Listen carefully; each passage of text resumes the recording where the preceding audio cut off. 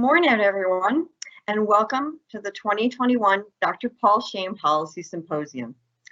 My name is Mary Landrio, and I am a social worker, faculty member, and director of BSW Field at Seton Hall University. On behalf of the New Jersey Baccalaureate Social Work Education Association, which I proudly serve as president, I virtually welcome you to Seton Hall University. Today's event is the culmination of a year's worth of planning by the NJBSWEA committee, which includes representatives from 10 different BSW programs across the state of New Jersey. These include Centenary University, George Court University, Monmouth University, Rutgers University Camden, Rutgers University Newark, Rutgers University New Brunswick, Ramapo University, Stockton University, St. Elizabeth's University, and Seton Hall University. I want to sincerely thank my colleagues for their timeless efforts, their commitment, and their invaluable expertise, which allowed this symposium to continue, even in these challenging times and extraordinary circumstances. Last year, we gathered in person at Monmouth University on February 28, 2020, only 2 weeks prior to New Jersey closing down because of COVID. Since then, our world has experienced incredible challenges and trauma, and we're still in it. Never has the opportunity to gather our collective voices for the purpose of addressing these grand challenges and social, economic, and racial inequalities been more appropriate or needed. The theme for this year's symposium is the grand challenges for social work and society, defining a social work agenda to enhance society's future. The world always has, but especially needs social workers right now. We will be hearing from social work experts in the field, a panel of students integrating these challenges into their own fieldwork, an inspiring story of overcoming some of these challenges, and a call to action. Students have contributed their posters, their research posters, addressing specific policy and social justice needs. Please view these posters, as our students' research is extraordinary and inspiring. You can access these posters through the link in the chat. And please feel free to leave a comment on these posters. Our students would certainly appreciate it. A certificate of attendance and a CEU certificate for 4 hours of non-clinical hours will be available to participants. In order to receive the certificate, you will need to attend the entire event and complete an evaluation at the end of the program. A QR code will appear on the screen, and you can copy the QR with your phone, or a web address will be available in the chat. Please complete that Qualtrics survey. When you enter your name, a certificate will be populated, and you can download that certificate to document your attendance. It is now my pleasure to introduce Dean Peter Shoemaker, Dean of the College of Arts and Sciences at Seton Hall University, who will formally welcome you to our campus. Thank you. Thank you, Mary. Good morning and welcome to Seton Hall. On behalf of President Joseph Nair and Provost Katia Passerini, I would like to express how proud and honored Seton Hall is to be hosting this important event today. Over the past 12 months, we've been reminded that social workers are more important than ever. Often working invisibly, they are the consummate frontline workers, overcoming the grand challenges, advocating for the most vulnerable, and promoting the health of our communities and those living within them. This work resonates deeply with the mission of Seton Hall as an archdiocesan university with a special obligation to serve the common good and advance social justice. Among the themes of Catholic social teaching are life and dignity of the human person, call to family, community, and participation, option for the poor and vulnerable, and the dignity of work and the rights of workers. As an educator, I applaud this symposium's emphasis on students, and more specifically undergraduates. We have moved past the point where educators can understand their roles merely imparting knowledge to students. We now know, and we have always known probably, that students are most engaged when they are involved in the production of knowledge. As a citizen and member of my community, I'm heartened that this symposium is focused on policy. We need policy that is evidence-based, well-designed, and compassionate, and social workers have a critical role in developing and implementing such policy. For social workers are not only frontline workers, as I've called them, they are also knowledge workers in the deepest sense, doing important scholarly and reflective work in the service of the common good.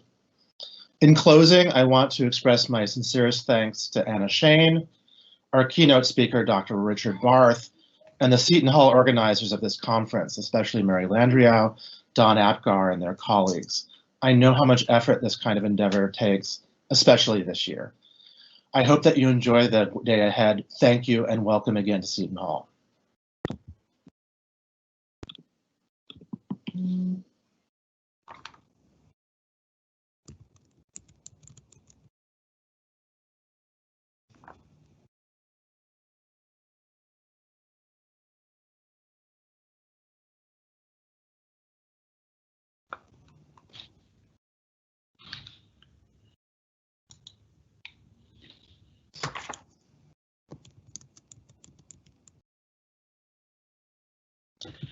Good morning to all of you.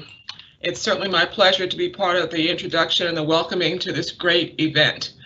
As you know, this symposium is named after Paul Shane, who was a longtime faculty member at Rutgers Newark and began the symposium over 20 years ago as a way to make policy come alive and have meaning for his students.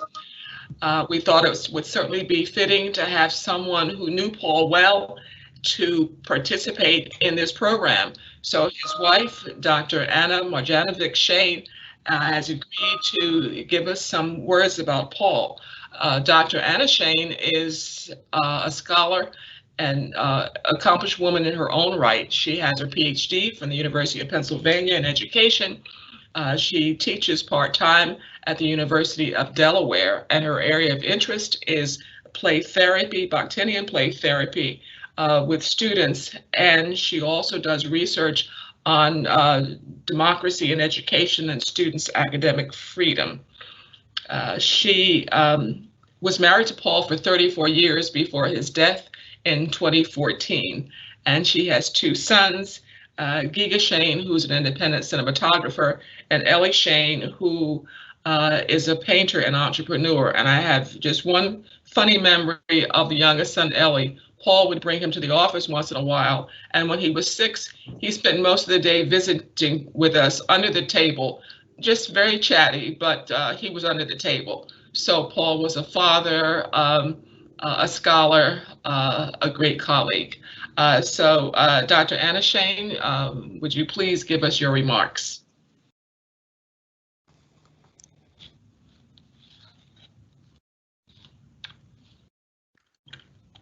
Dr. Anna, put your mic on. Sorry. Hello, everyone. I'm very honored to be invited to give you a small word about Paul, my husband. I don't know if you can see my screen. Did I share it with you or not? I'm not aware of that. But I wanted to just, is it shared or not? Not yet. If you could share your desktop, and then I can display it. Okay. Can you do that? Right. Here we are. I don't know. I pressed share, but I have the presentation. I'll share it, and then just okay. Prompt me when you would like me to press next slide, please. Yeah, you can press next slide right away. Thank you. My husband Paul Shane was born in 1935 and lived until 2014, and he was his whole life was dedicated to, I could say, a motto that he always talked about: to humanize the lives of others. He was born in a family of artists that were, his father was a new immigrant, but his mother was born in the United States. But from the very early age on, he was exposed to social justice ideas. His uncle was one of the activists in the union organizing. His grandmother was also part of it, friend of another, here on the picture, Rose Pizzota, who was her friend, who was very active in all this union organizing. And he spent summers in Peekskill, where he was, as a teenager, saw Paul Robeson's concert. All of that impressed him really.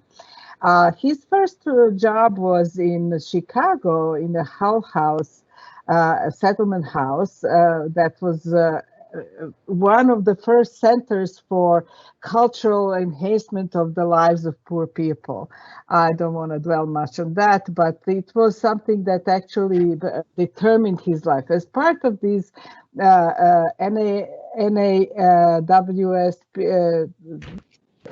people in Chicago, he went in the summer of 1964 to Mississippi to the so-called Freedom Summer and participated there in the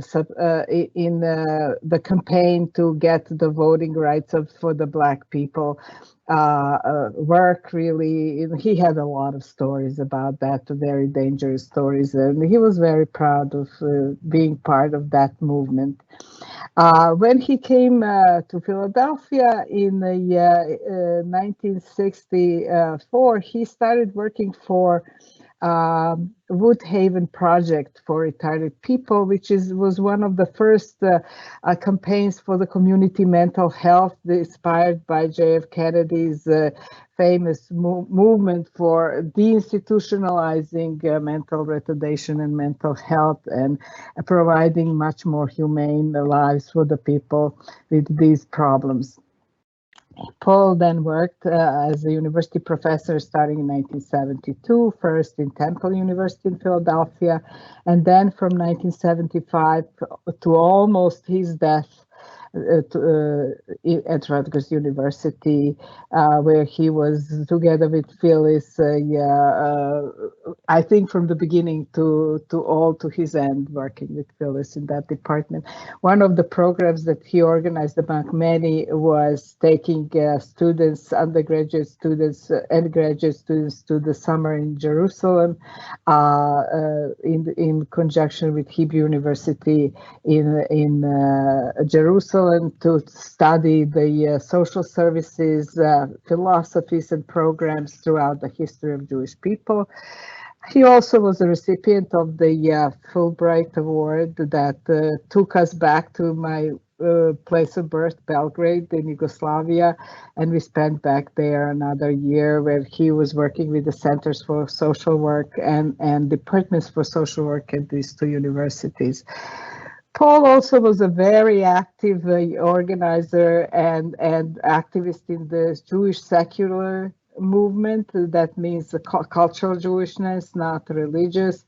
And there are some of his engagements celebrating Shabbat programs that he wrote a little book about how to celebrate in a secular way and things like that. So mostly this was what I wanted to tell you about him from his early life.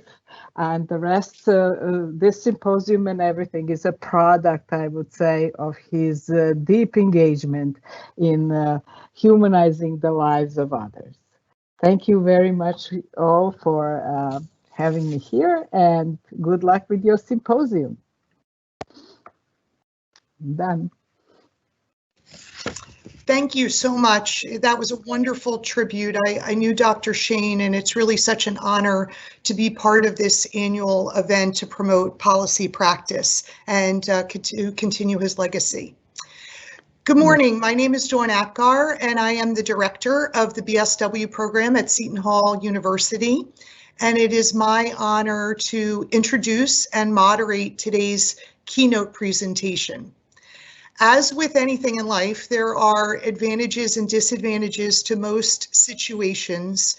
Our next speaker, I'm going to put under one of the advantages of meeting virtually this year. Our remote broadcast has allowed us to reach out to this leading expert in social work who has some big ideas about our social agenda for the future. We're thrilled to have with us Dr. Richard Barth, who will serve as today's keynote speaker. Dr. Barth is the president of the American Academy of Social Work and Social Welfare and a professor at the University of Maryland School of Social Work. He has previously been a chaired professor at the University of North Carolina and the University of California at Berkeley, receiving his undergraduate and graduate education at Brown University and UC Berkeley, respectively. He has authored 12 books on a wide variety of topics, including adolescent abuse, the child welfare system, permanency planning, drug abuse and HIV, foster care, and one that is particularly relevant to our symposium today, policy reform. He has also authored more than 200 book chapters and articles, which I am not sure is humanly possible, but it must be because he's done it.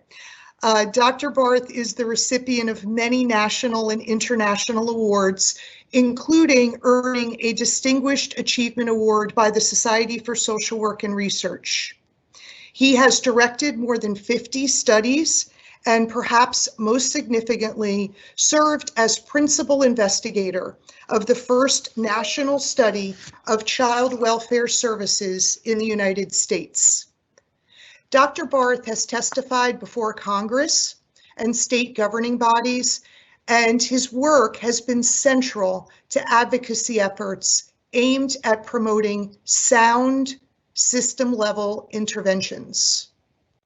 His broad expertise and many accomplishments have made Dr. Barth a perfect candidate to chair what is perhaps one of the most important efforts undertaken in social work in recent times, the identification of the grand challenges for social work and society.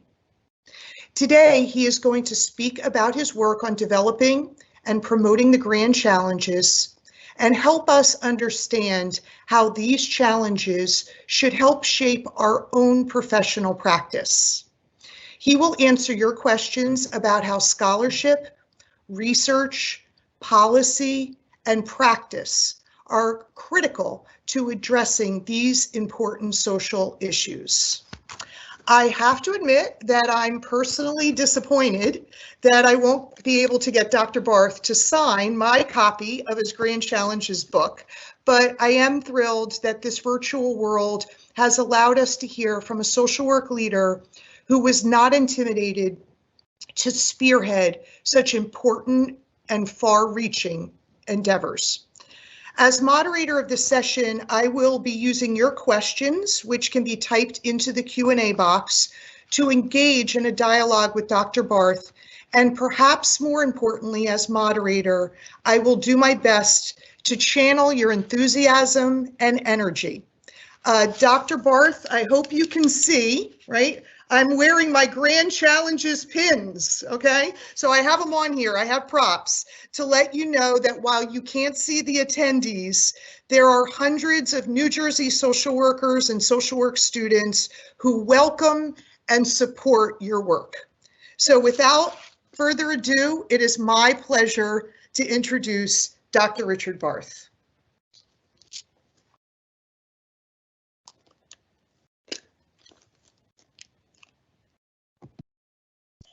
Thank you, Dawn, for that wonderful introduction.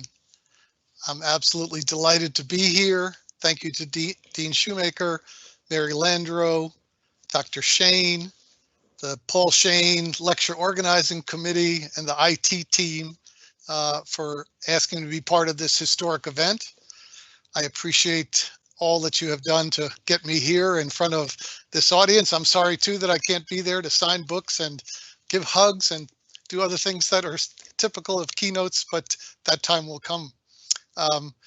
Just a quick biographical note, although we didn't travel much as kids, once in a while we got in the car and went to Atlantic City. That was like the equivalent of going to Disney World when I was a kid. So I still have very warm feelings about New Jersey. I've been back a few times to Newark during the abandoned infants crisis of the 1990s. And to Rutgers and Princeton for some professional events, but I'm glad to be back in New Jersey, at least virtually.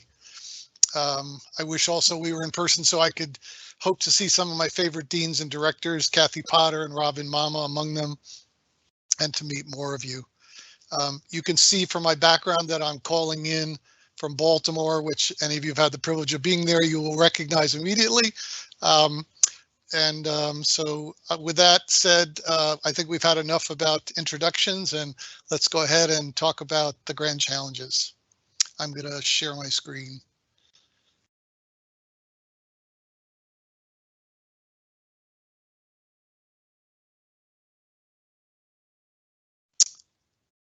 And am I up and sharing? You are good to go, sir. Okay. So this is, in a way, the 5th anniversary of the Grand Challenges. We actually started the effort in 2012 and had a big announcement about the Grand Challenges in January of 2016. So this is a very good time for me to talk about what we're doing.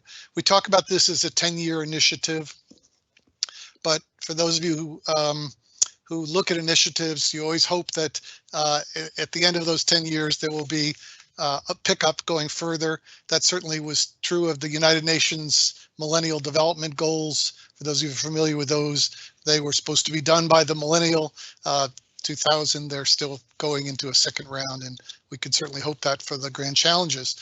So let me just start with a few of the premises of the Grand Challenges. One of them is that social is fundamental. That although we have a lot more conversation about genetics and drugs and other biological factors, it is social relationships, it is social factors that really make us human and that are fundamental to all of our progress. That social work is positioned, therefore, to be the convener of the grand challenges, not to accomplish them all alone, but to convene others to solve some of society's greatest problems. And that's partly because of our historic commitment to equity. And I refer you to, although we all have to look back and face some things we didn't do well and didn't do right, and may have even expressed implicit bias and certainly have been caught up in issues of racism. On the other hand, we do have a long commitment, and I would refer all of you who haven't had a chance to look at it to the working paper that's on the Grand Challenges website that is called The Grand Accomplishments of Social Work, that captures at least some of our commitments and activities early on in the civil rights movement. That stronger science is needed, and that science has to be interdisciplinary, that much innovation is needed. We can't keep doing the same things, and we should expand beyond the common topics that we usually address, and that the grand challenges are intervention focused. They can't just be descriptive. We have sociologists and anthropologists and political scientists to do the descriptive work, and they're very helpful historians. We have to be interventionists as social workers. That's our commitment.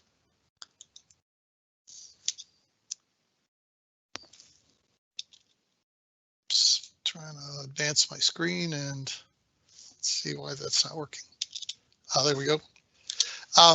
So where did this get started? It got started actually in a lecture by John Brecky, the Society for Social Work Research, that got a standing ovation.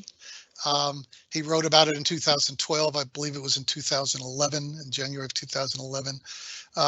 It's since shaped up into a book that he's written with Gene Anastas on shaping a science of social work. And that conversation led to more conversations and a convening over the summer of 2011 off the coast of Seattle at Islandwood. And that convening led to a conversation about the grand challenges. Two of the leaders in that were Eddie Uehara, who's the dean at the University of Washington, and Marilyn Flynn, who was the dean at University of Southern California. They both had engineering colleagues, so this is how interdisciplinary this is when it starts out. They both had engineering colleagues, deans in their schools, who were working on the grand challenges for engineering and got really excited about this idea and wanted to bring it to social work. They reached out to me as president of the American Academy of Social Work and Social Welfare, and to many other scholars, and we put a meeting together to talk more about how this would work. We built on some of the work of Grand Challenges before. Grand Challenges of Mathematics are still in existence. They were created 100 mathematical puzzles were created as the Grand Challenge by a single individual. Now that's pretty top down, about 100 years ago now. And there have been Grand Challenges for Canada, National Academy of Engineering I mentioned before. They've been in many ways our prototype. There have been international Grand Challenges, especially from USAID, and the very famous ones that the Gates Foundation runs. Each had its own methodology, and I'll talk about that a little bit. In any event, this group asked me if I would go back to the Academy and see if the Academy was interested in hosting the Grand Challenges, and we did. The board of the Academy decided that we should have a modest-sized group. It could be very expansive, and some people think that was, one of the problems in the origin story of the Grand Challenges is it wasn't expansive enough, but we settled on a group of about 15 members. These were largely fellows of the Academy, and so they were deep into the academic world with just a couple of senior practitioners. We communicated with other social work organizations, but didn't involve them right away. We created an executive committee, and we decided that we would launch this effort from the Academy, which itself was not very old. The Academy was only established in 2009, so it was a young, underfunded organization, but we decided to take on the Grand Challenges.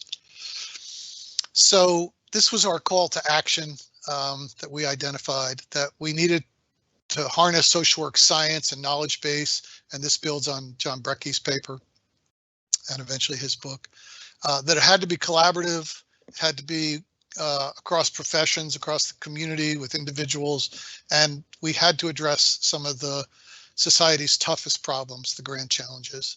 We were concerned that social work spent too much time worrying about its own organization and its own structure and relationships, and that we weren't clearly identified to the rest of the world as being an organization, a group of professionals that could tackle big problems. And that's where we got started, and that's where we stay. So we looked at these other Grand Challenges, and this is a slide I pulled from a slide deck from about 8 years ago. And as I was presenting about ways that we could go about deciding what the Grand Challenges should be, that was the fundamental question that we began to address. We could go, as I mentioned, the mathematics way and have one person decide them. That wasn't social work. The professions way, the engineers, they basically had a lot of meetings and regional meetings amongst their kind of senior leadership. The experts way, we could, the Gates Foundation pulled together international luminaries for meetings. NIMH used the Delphi method, for those of you familiar with it, where you send out and request ideas, and then you keep sending them out and boiling them down. And we decided that we needed a different way that best fits social work, and that way was to be determined at that time. It has now been determined. So we started out by just trying to figure out what would Grand Challenges even look like. And this is probably very small on your screens, especially if you're watching me on a phone. But these were just some examples that came out of John Brecky's talk that we thought would be kinds of appropriate themes: reducing marginalization, and having a positive frame on that. That was an important part of our thinking at the time, is that we had to not just talk about things as wicked problems, but as actually accomplishments, things that we could do. And in that case would be every adult has positive social connections. This eventually evolved into other Grand Challenges, but these are just some of our early ideas. Increasing the understanding of social determinants and increasing social factors protecting health, education, and well-being. So this was our kind of original plan, that there would be themes, there would be Grand Challenges, and then there would be research that we needed, and there would be accomplishments. We came up with 5 criteria, which were used to select the Grand Challenges: that they would be big, compelling, and important, amenable to analysis, assessment, and improvement. And this was a high standard. It's only takes 5 words to say it, but it's hard to do. Demonstrable progress in a decade, that we could actually see some improvements in this decade-long project, that it would be cross-sector, and that there would be significant innovation involved. So we reached out, we got 80 we reached out by going to meetings, by using social media, by email, presentations to social work state chapters and others, Council on Social Work Education meetings, Society for Social Work Research. We got 80 concept that came in. They were brief papers. We got 35 submissions. These went to the Grand Challenge Executive Committee. We did an additional outreach because we were concerned that the problems were a little too small and some of them weren't macro enough. We got 8 more papers, and we ended up originally with 12 Grand Challenges. We've now added one, as I will describe. So the one we've added is Eliminate Racism, which we added in 2020. It was an obvious one to add. Many people had argued for it from very early on, and then when with the death of George Floyd and the Black Lives Matter movement's growth and the recognition for all of us about racial reckoning, that it needed to be added. So now we have 13 Grand Challenges, and these are the 12 that we came up with. Each of them has a working paper that I guess many of you have probably seen and read, that basically started out with what the premises were, what the science was about each of these, what we knew. We updated those somewhat in the book that Dawn was waving, and we're now in the process of working on a second edition of the Grand Challenges book that will update them further and talk about what's happened in these first 5 years, both in the broader science as well as what's happened in the Grand Challenges itself. The goal here was not to tackle everything that social work could do or does do. And in fact, one of the obvious things that is not there, or 2 of the obvious topics that are not there, are child welfare services, which is where my life's work has been, and behavioral health. Those are things that social work is very strong in, and actually are the only areas where we, in some ways, are the major provider, certainly in child welfare, perhaps also in behavioral health, the major provider of services in the country. Instead, we just decided to take things that were a little more innovative and different, and that could perhaps stretch us in different directions and have an impact on society. Things like harnessing technology for social good and creating social responses to a changing environment.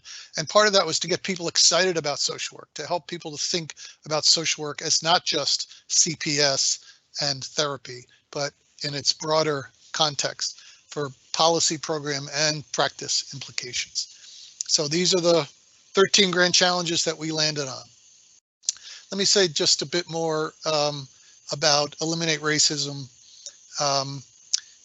When we talked about it originally, we didn't really get any. People said this is an important idea, but we never really got a structured proposal about it, because that's a hard thing to really write about. It's so big, it's so historic, it's 400 years in development in this country, if not longer across the world. And it's critical that it be addressed. But we took the strategy that many schools of social work have done over the years to say, we want to try to embed that in all of the Grand Challenges rather than have it be a separate Grand Challenge, because we didn't quite know how to tackle it. We since have figured out that we needed to do both. And so that's why we now have an Eliminate Racism Grand Challenge. We did develop guiding principles for the Grand Challenges to try to address this question, because there was concern about whether the Grand Challenge is really committed to racial equity and also to gender equity. So I hope some of you will take a chance to look at this. This is our vision, mission, domain, guiding principles, and guideposts to action document. That's a very long subtitle. But basically, we were trying to do a lot of things in saying that these are our principles. This is, even though we don't have a Grand Challenge on every kind of inequity that we would like to address. We don't have one on gender inequity. We don't have one on racial inequity. We don't have one on age discrimination. There are many kinds of inequities and forms of discrimination that we don't have specific Grand Challenges about, but they are all part of our overall mission.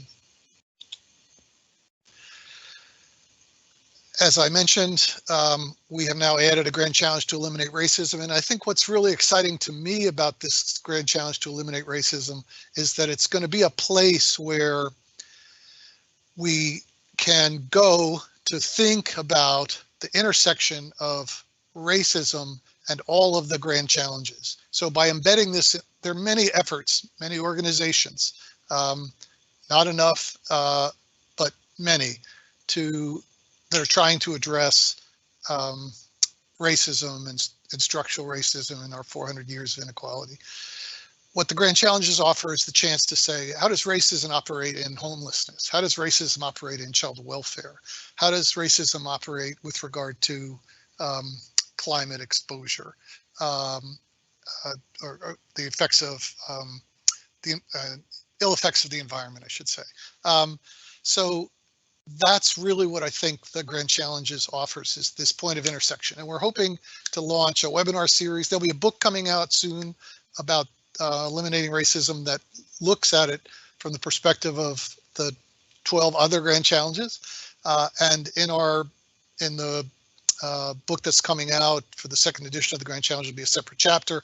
And we're hoping to have a webinar series that will take us through the Grand Challenges through the lens of eliminating racism.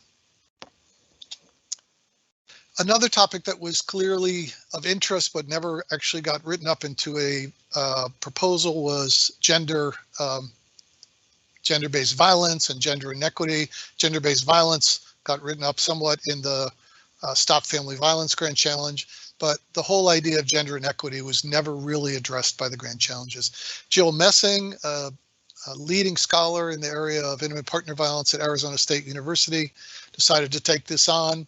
She reached out to the National Association of Social Workers and said, what if we did a special issue of social work? And I just got mine in the mail recently, so I know they're out. And this is the title of it: Mainstreaming Gender and Intersectional Feminist Approach to the Grand Challenges for Social Work.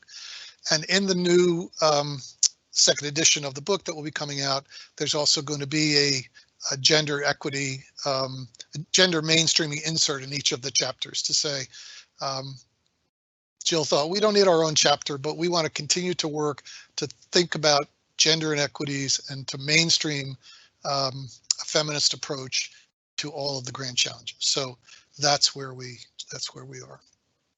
We just released a 5-year impact report. In that 5-year report, we talk about the many things, some of the many things, I should say, because we have no way to know how many great things there are that are getting done. Like, I didn't know about all those posters that you students did. They're fantastic.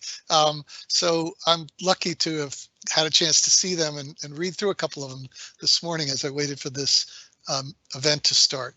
But there's a lot more going on than we captured, but we did try to capture some of the things going on over these 5 years and within each of the grand challenges. So I recommend you to that report, which is on our website. Getting a signal.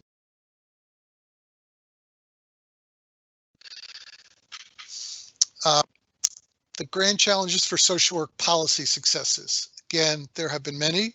I'm hoping that they are, there will be more, and we didn't capture all of them, but let me just tell you about a couple of them.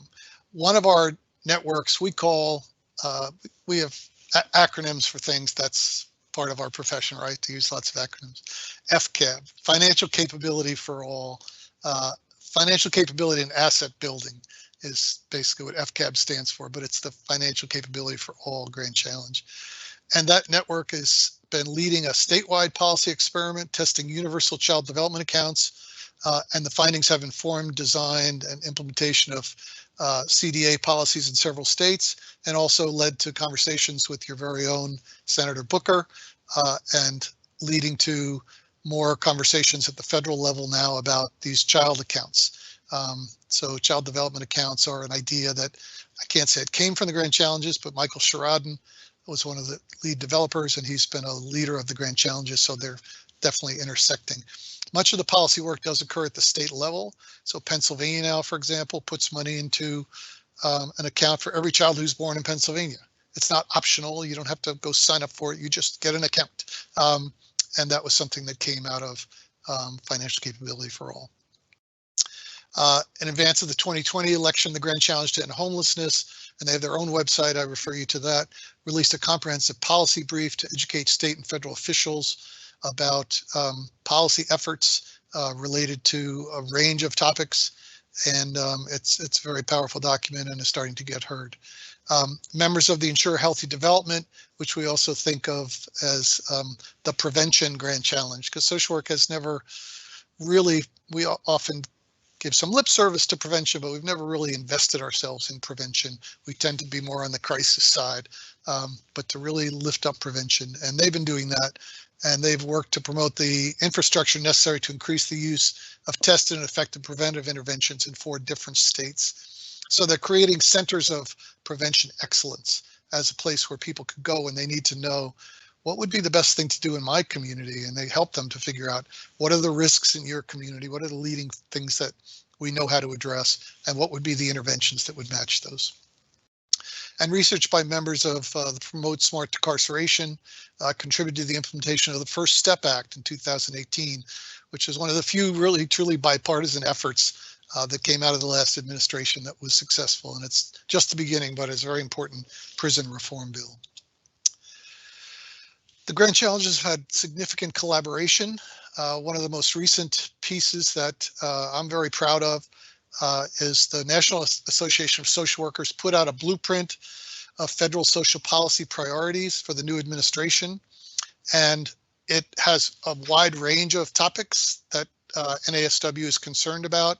And so certainly do include child welfare, and those certainly do include behavioral health, but also they embedded all of the Grand Challenges into their policy framework. So the advantage to them of doing that is they know that for each of these Grand Challenges, there's a network of experts who have been assembled and are in touch with each other and can be drawn on to come and testify or come and inform decisions that are being made. So they get a boost by having these networks developed for each of the Grand Challenges. The 2020 Power Conference hosted by Wichita State was themed around challenges for social work, and so have other conferences and webinar series. And the Society for Social Work Research hosted a Grand Challenges for Social Work Roundtable on the Grand Challenge to Eliminate Racism this year. So there are many things that we're doing with NASW, with Society for Social Work Research, with CSWE, and with individual universities and collaboratives like yours. So we don't have a lot of infrastructure in the Grand Challenges. We're not a 501c3. We don't have accountants. We use the folks at the University of Maryland. We have a small communications contract, but we use a lot of the communications people around the country that they help different universities. We have mostly Grand Challenge networks. We're very decentralized. There's a network for every Grand Challenge that's led by senior scholars, some are from the academy, some are not, who are taking on this challenge.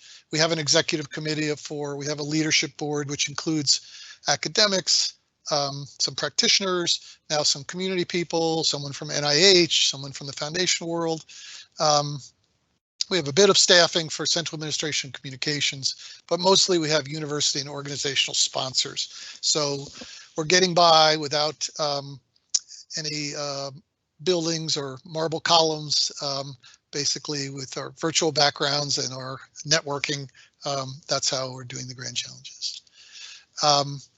There are many campus activities. I mentioned one of them at Denver briefly, but let me tell you, NYU has been very involved, so you may want to reach out to them as well. They've had student-led competitions. One of the big things that the National Academy of Engineering has done is had prizes for activity related to the Grand Challenge, and that's something we're trying to do more of, and NYU has done that. Maryland also has established a prize for PhD students. So for those of you who are thinking about a long-term career in academia, hopefully we'll have Grand Challenge prizes waiting for you when you get to your PhD programs. Denver had a action series, and then Colorado State has done quite a bit related to building Grand Challenge connections to the practice community around their university. So this looks like a New York City subway map. It was intended to be a way of describing some of the ways that you can get involved. I'm going to skip over it and show you what's actually embedded in there with a little bit larger print so I can have a chance of understanding it and you can too. But there are many different ways. I guess the visual image of the last slide is to show you there are many different ways to get connected. One is to find out which faculty are working on topics that fall under one or more of the grand challenges. Some organizations and caucuses and student groups are hosting events on campus or in class to raise awareness about the grand challenges. Some schools are creating their own grand challenge discussion groups or brown bag lunch series.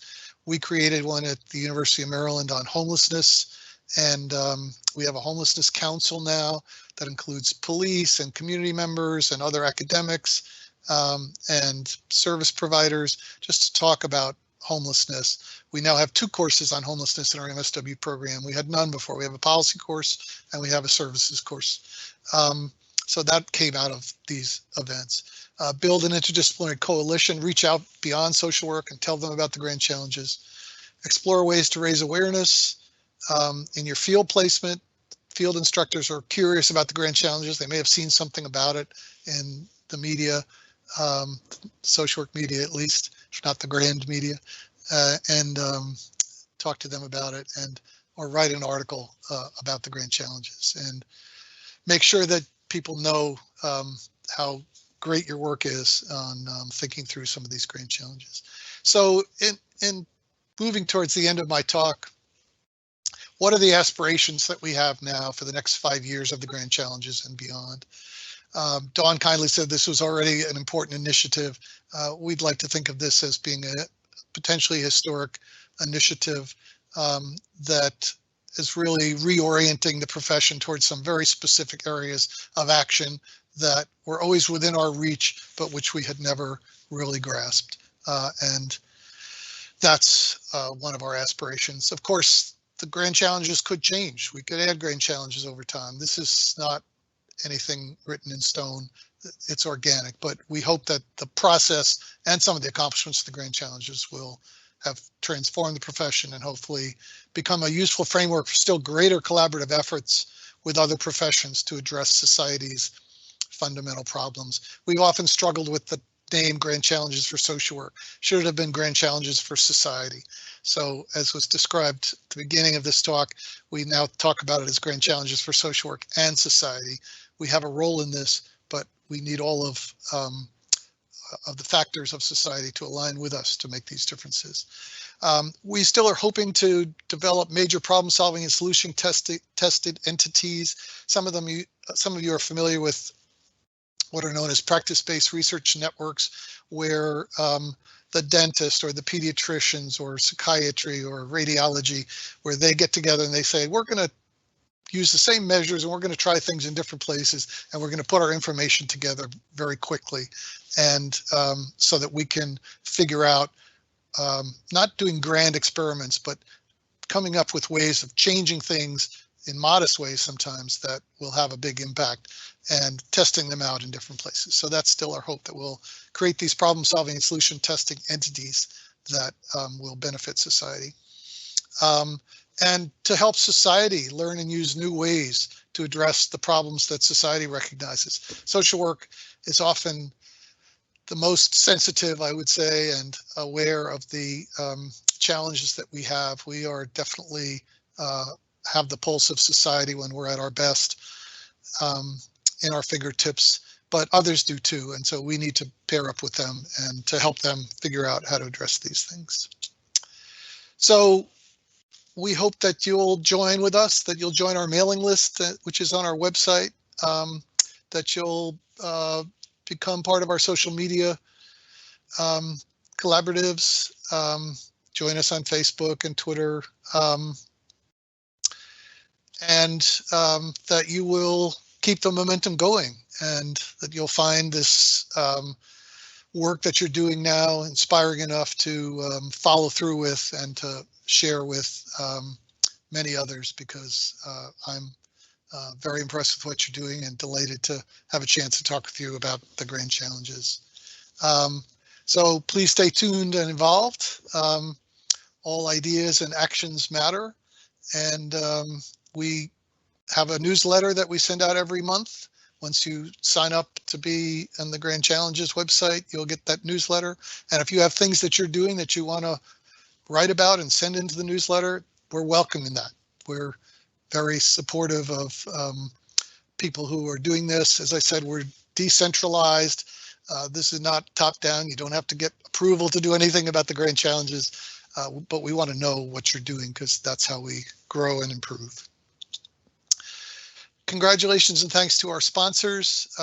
We don't expect every school to be sponsoring, but we have gotten benefit from schools that have said, well, we have a lot of our own needs, but we also recognize the importance of investing in the profession and in society more generally. So without saying more about that, we are very appreciative of those who've been able to sponsor. So with that, I'm going to go back to this slide and turn it back to you, Dawn. Thank you so much, Dr. Barth. I thought I was going to have to rely on my 400 questions that I have formulated, except I'm seeing so many in the Q&A box. We have about 40 minutes, so I have actually quite a number of questions, so we can try to get through these. That would be great.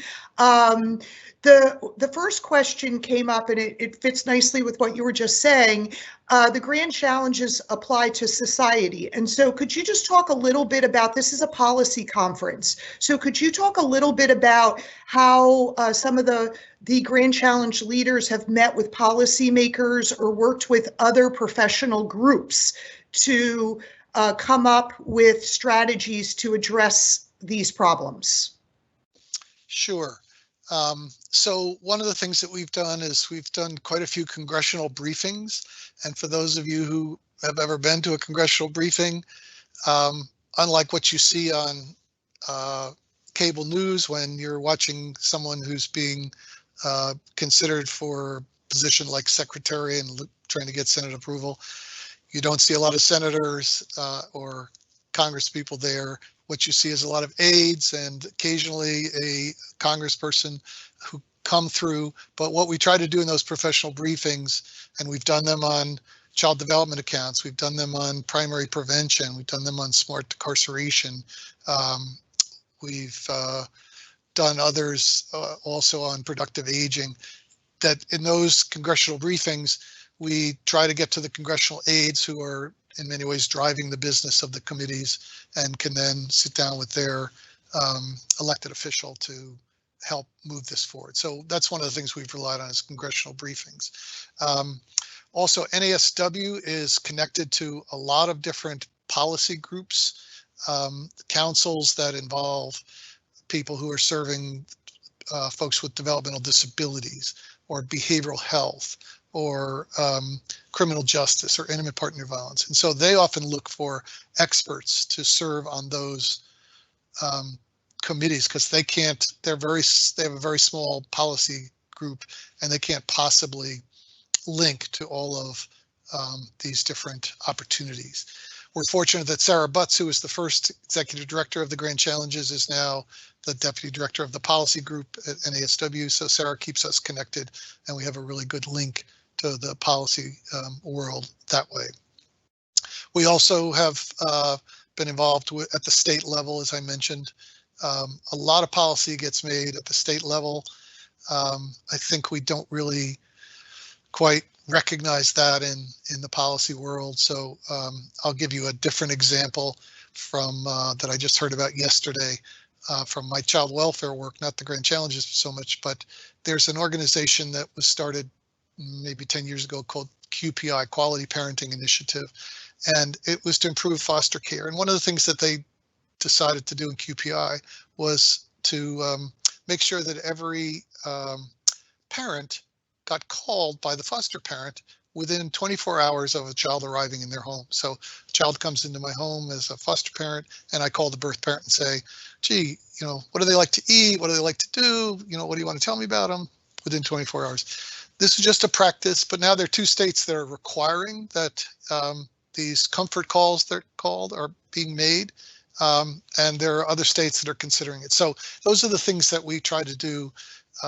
We're trying to lift up these practices and put them into place into policy pieces. And often that happens at the state level because so much policy in this country is made at the state level. Thank you so much. The next question has to do with, you talked about being participatory and, getting a lot of papers and things like that. And so I have a question. Why did you start off with 12, now 13? There were so many great ideas. We want some behind the scenes. Was there fighting to get to 20? We want to know the real. How did you end up with 12 or now 13? Yeah. That's a fun question. So I'd love to say, well, we decided that every month should have a grand challenge, and so there were 12 months in the calendar, so we had no choice. Engineering had 14 grand challenges, and when we talked with the deans there, they were like, well, that's about too many, and there's only about 4 or 5 of them that are actually very active.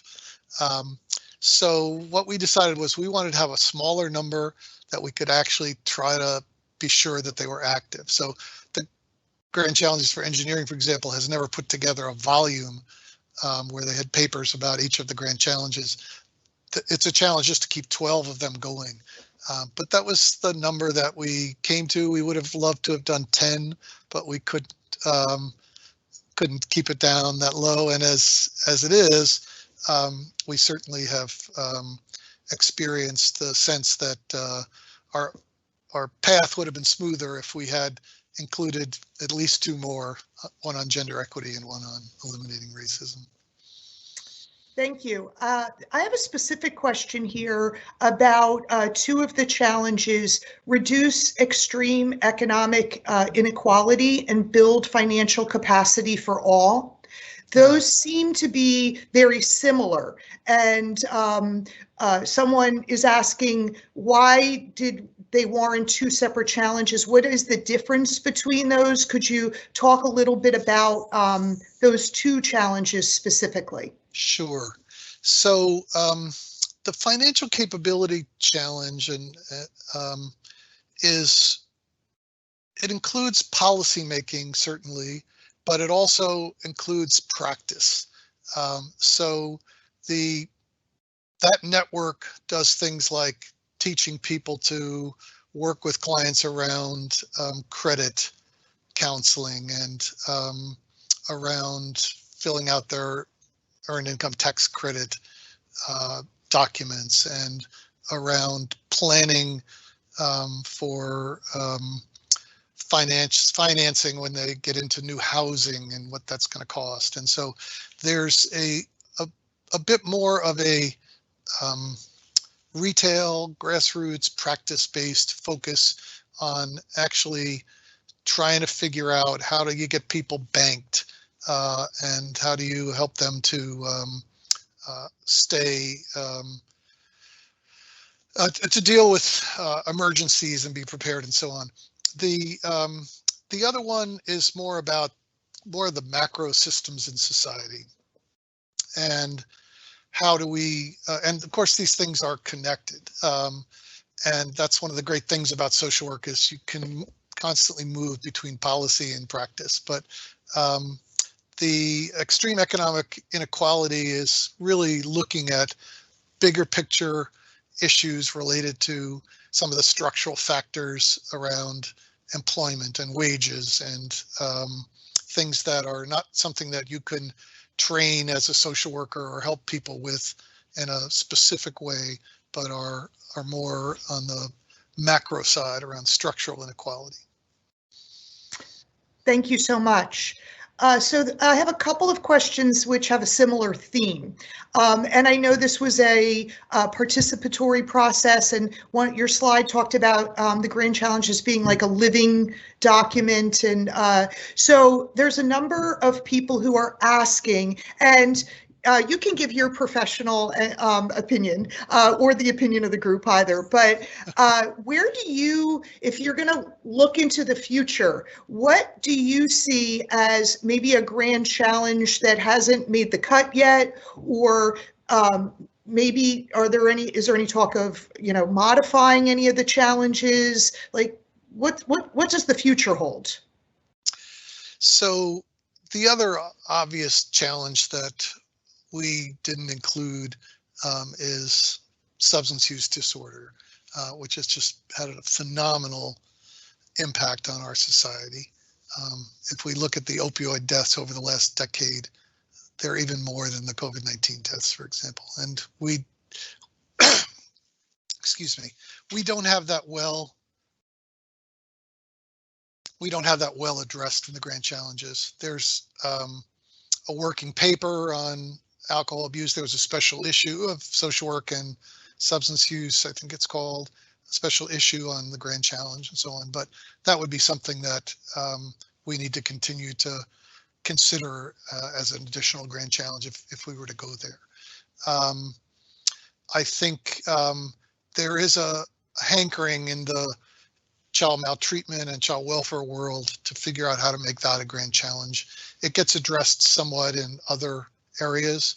So we know that, for example, extreme economic inequality has an impact on child welfare, that there's definitely a relationship between extreme poverty and neglect. Not a direct relationship, but one that, but they are connected through various kinds of adversities.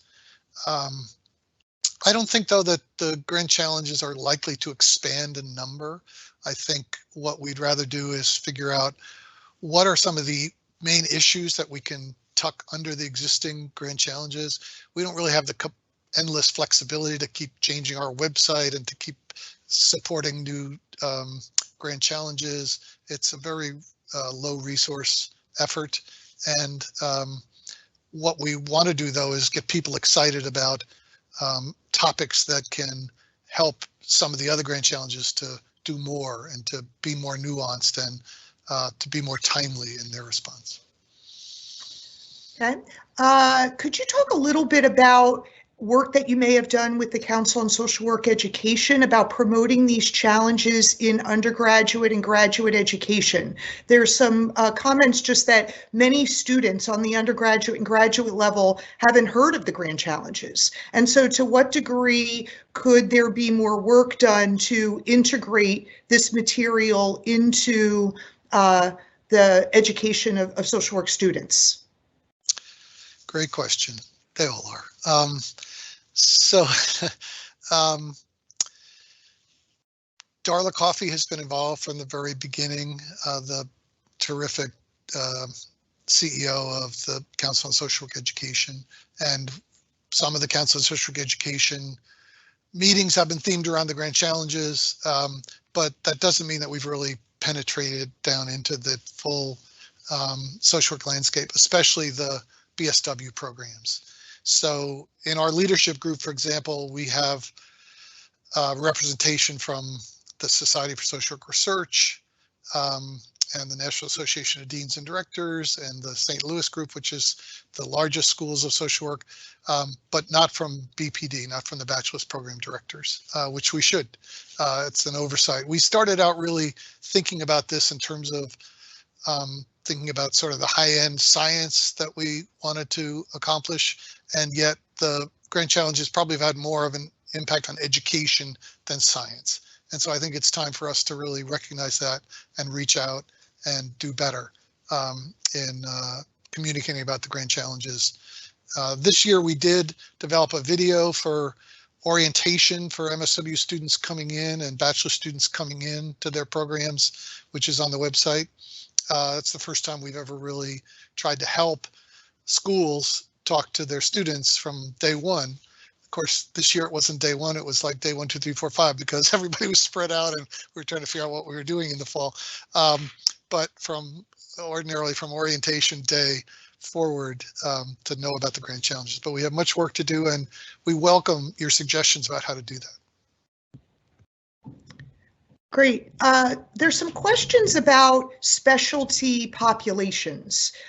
There's a variety of questions about people who have immigrated, people with intellectual and developmental disabilities, older adults, and the challenges are very broad. And there's some comments here that maybe people with intellectual and developmental disabilities are not addressed in things like family violence, or older adults are not included in some of the elder abuse. So there's a comment here about how and you know this chapter well because you're a co-author, but that elder abuse really wasn't a focus of family violence. It talked about intimate partner violence and child maltreatment. So could you just kind of talk about, maybe as an author of a chapter 2, how you weren't able to address everything. So how do those specialty populations get addressed? And some people feel very passionately about them and are, upset that they're not included in the chapter. So what can they do? Well, I love social work's commitment to specialty populations. It's an incredibly important part of our history and our future. And that's absolutely the case. We did think about having a specialty or about a grand challenge on immigration, and it ended up getting folded into Achieve Equal Opportunity and Justice, for example. So that has some immigration content in it. It's true about elder abuse, and I'm just working on this second edition chapter for Stop Family Violence, which we have now renamed as Building Healthy Relationships to End Violence. And I'll say a little bit more about that. But first, just to say, this chapter is supposed to be 6,000 words. It's now 12,000 words, and we still haven't adequately addressed elder abuse. There's just so much else that we're trying to do. I could say, from what I do know about elder abuse, which is not that much, that a lot of it is fiduciary and is, although the Center for Disease Control includes elder abuse as one of the kinds of violence that it writes about in the Connecting the Dots series, which is something that we've started to base our work on even more and more, that it hasn't, because of some of the characteristics of elder abuse, it just hasn't really risen to that level that we've thought of it as a primary violence challenge, the way we have child maltreatment and intimate partner violence and community violence more and more. But that doesn't mean it should be neglected. And what I would encourage would be people writing about, and this certainly happened in engineering, and this is happening in social work too, writing about their concern and lifting it up and making it clear, putting it in the newsletter or writing journal articles or doing a webinar, reaching out and putting a panel together that we would be glad to sponsor as a webinar that looks at elder abuse and the grand challenges, or stopping or building healthy relationships to end violence against the elderly, or however you want to frame it.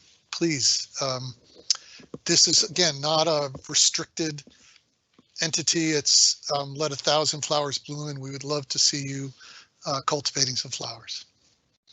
Great, thank you so much. So here's a great question. It's asking about your sort of personal experience. What has been something that you've been pleasantly surprised about, or something that you think has gone particularly well with regard to the grand challenges? And also, on the other side, what have you been disappointed about? Maybe you anticipated, something and it didn't go as well, or the dissemination. Could you just talk a little bit about what's going well and what's not going well?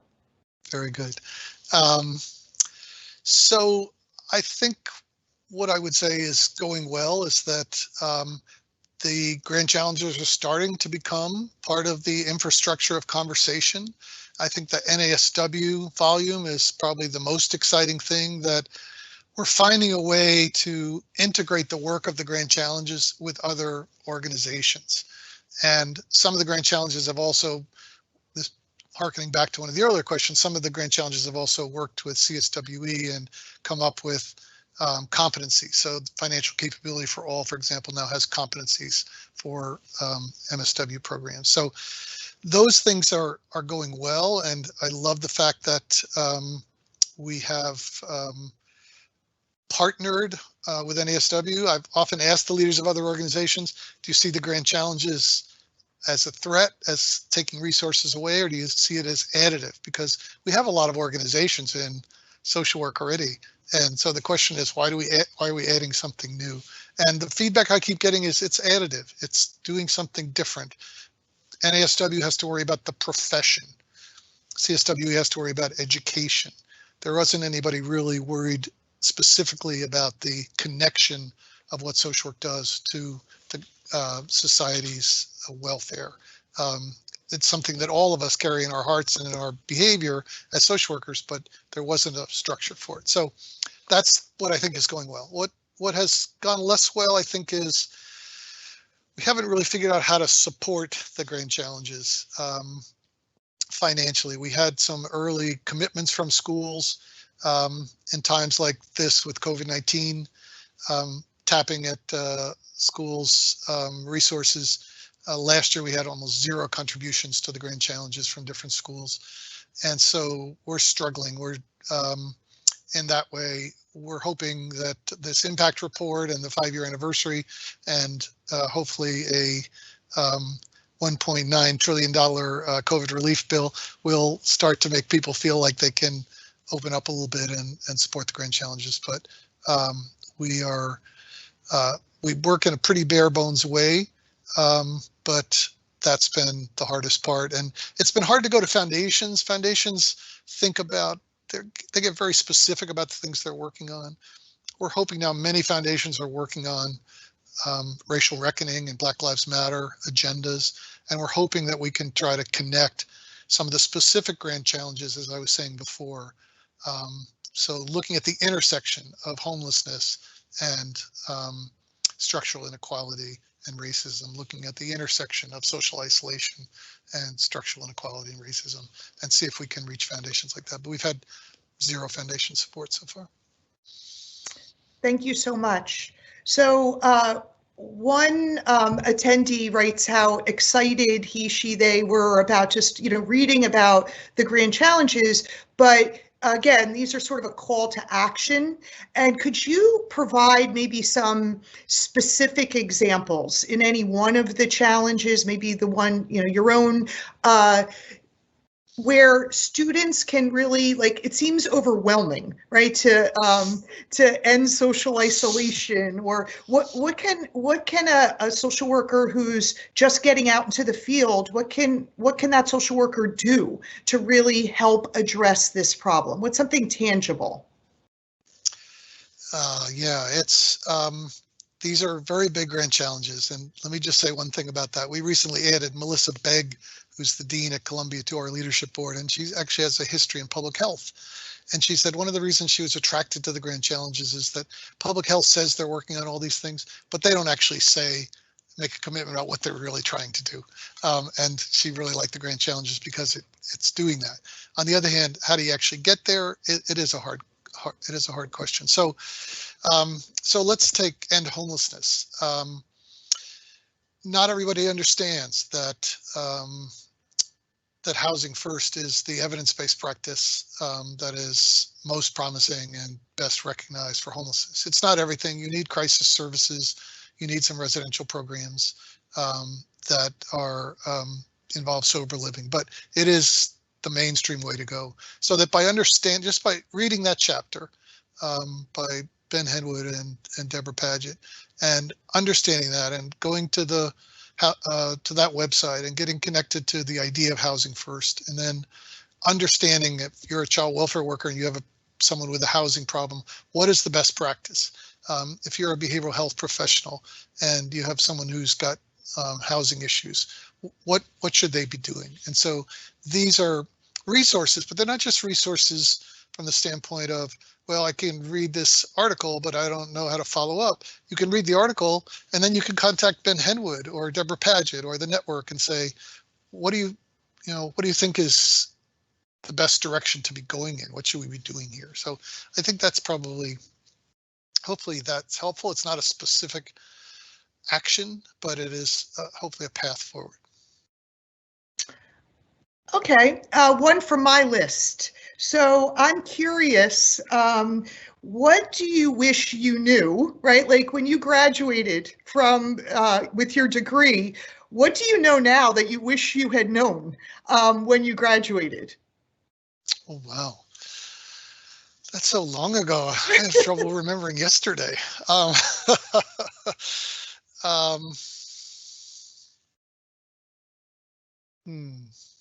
I can help you a little if you, is there something that you have seen just as an educator and a scholar that maybe, you know, you're thinking we're not teaching students or students need to know more of in order to be successful? Well, that's a helpful reframe for me. The thing that I clearly wanted to understand was how to do interventions, how to work with individuals, couples, communities to do interventions, and to really understand how to know whether you're making a difference from the perspective of those clients, and not just the clients, but also the people who are paying for the service. And because you got to keep your funders pleased too, and the personnel working on it, because you've got a staff turnover is a big issue if you don't have something exciting and really positive going on. So so that's been my commitment. In fact, I was a PhD student at Berkeley, but there really wasn't anybody doing intervention research when I was there, and so I went up to the University of Washington to learn that. So I traveled out of state, and then I went back to Berkeley to join the faculty. But that is the thing that I realized early on that was so critical to social work, and that to keep learning new interventions, to never stop attending conferences, trainings, reading about what are the latest interventions, what are the most promising things. These are the things that funders are going to pay for. You can't always do them. One of my social work supervisors said to me, "You really should go on and get a PhD because you haven't believed a thing I've told you since you came into my office." And we had a good relationship. That sounds like, I made it sound harsher than it is, but just to keep asking the next question about whether you're making a difference and how to make a bigger difference. With limited resources, one participant asks, where would you invest our money? So we have, limited resources. So we have policy, we have all these challenges. Like where would you, if you could choose, where do we start? Where should our money be directed? Well, I'm not sure of the level of the question, whether it's literally organizationally in the Grand Challenge effort or in society more broadly. I'll try to tackle both a little bit. I do think that ending extreme economic inequality is probably the most fundamental of all the Grand Challenges. If there was just one, it would probably be there. Personally, I am really excited about the work we're doing on what used to be called Stop Family Violence and is now called Building Healthy Relationships to End Violence. And I haven't had a chance to say much about that, but I want to do that. Basically, we've had these two worlds that are very separate. The child maltreatment world, where we try to be family focused. We're not always as family focused as we should be, but where we try to figure out how to involve relatives and how to have family team meetings and how to reunify families and even how to involve dads, even though sometimes, dads are a worry. And then we have the intimate partner violence world, domestic violence, where we aren't particularly family focused and we don't really try to keep families together, and where we heavily rely on police and a carceral strategy. And what we're trying to do in this Grand Challenge that we've really struggled with, but now we think we have a new strategy in this building healthy relationships, is to say there's a place for building healthy relationships across the board, even in the intimate partner violence world. And we shouldn't believe that families have to be separated because they've had intimate partner violence. We shouldn't believe that everything is going to get worse, because that's not actually what the science tells us. We think of the cycle of violence, but it's not an inevitable cycle. There are ways to intercept that and interrupt that by putting social relationship building, couples work, mediation, family work in the middle between violence and away from incarceration, trying to use that to separate out and find those folks who can benefit from relationship building. And this is also part of the Black Lives Matter movement. Turns out that the intimate partner violence world has been dominated in many ways by a white vision of family life and a white conceptualization of how violence occurs and how violence is resolved and how important it is or isn't to keep families together. And so I'm really excited about trying to find more investment in that. From the organizational standpoint, it would be simply to try to keep some social media going and keep our director engaged so that we can convene networks and have webinars and do the kinds of things that we're doing that allows you to stay connected to the grand challenges. Great, thank you so much. This is a great question. It has to do with the COVID world, and it talks specifically about harnessing technology for social good, which is a specific grand challenge. But now we're seeing the importance of technology, right, in addressing all of the challenges. So could you just talk a little bit about the role of technology, or maybe something that you've seen recently that's been particularly effective in working with on one of these populations or one of these problems? And this writer talks about it a little related to social work education as well. So just your kind of thoughts about technology, the digital divide, and the grand challenges. Technology, of course, is another one of the grand challenges. Keeping up with it and taking advantage of it. There's several different levels, and I'll try to be quick about those. One of them is technology related to big data and trying to integrate information across service systems, so we actually have better information about the people that we're working with and who's and the resources that they need. And so part of that is trying to do predictive analytics in a racially just way so that we can try to help figure out which are the kids that are likely, once they have experienced and witnessed partner violence, for example, who are likely themselves to become involved with partner violence and may need some support along the way. So just understanding that, and at all levels, getting a feel for who are the highest risk populations and how do we target preventive resources to them so they don't have to experience the adverse outcomes that we don't want to have them experience and that are very costly. A second level is around access to care, and we see that now with regard to trying to figure out where the hell do I get a vaccination shot.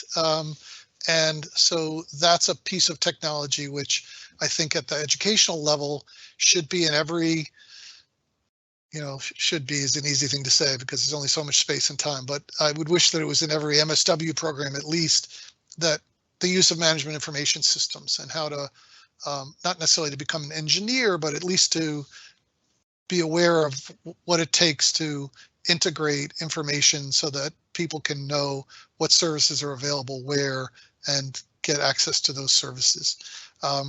At the level of the schools, I'm very involved in a charter school in a promised neighborhood in West Baltimore that we developed.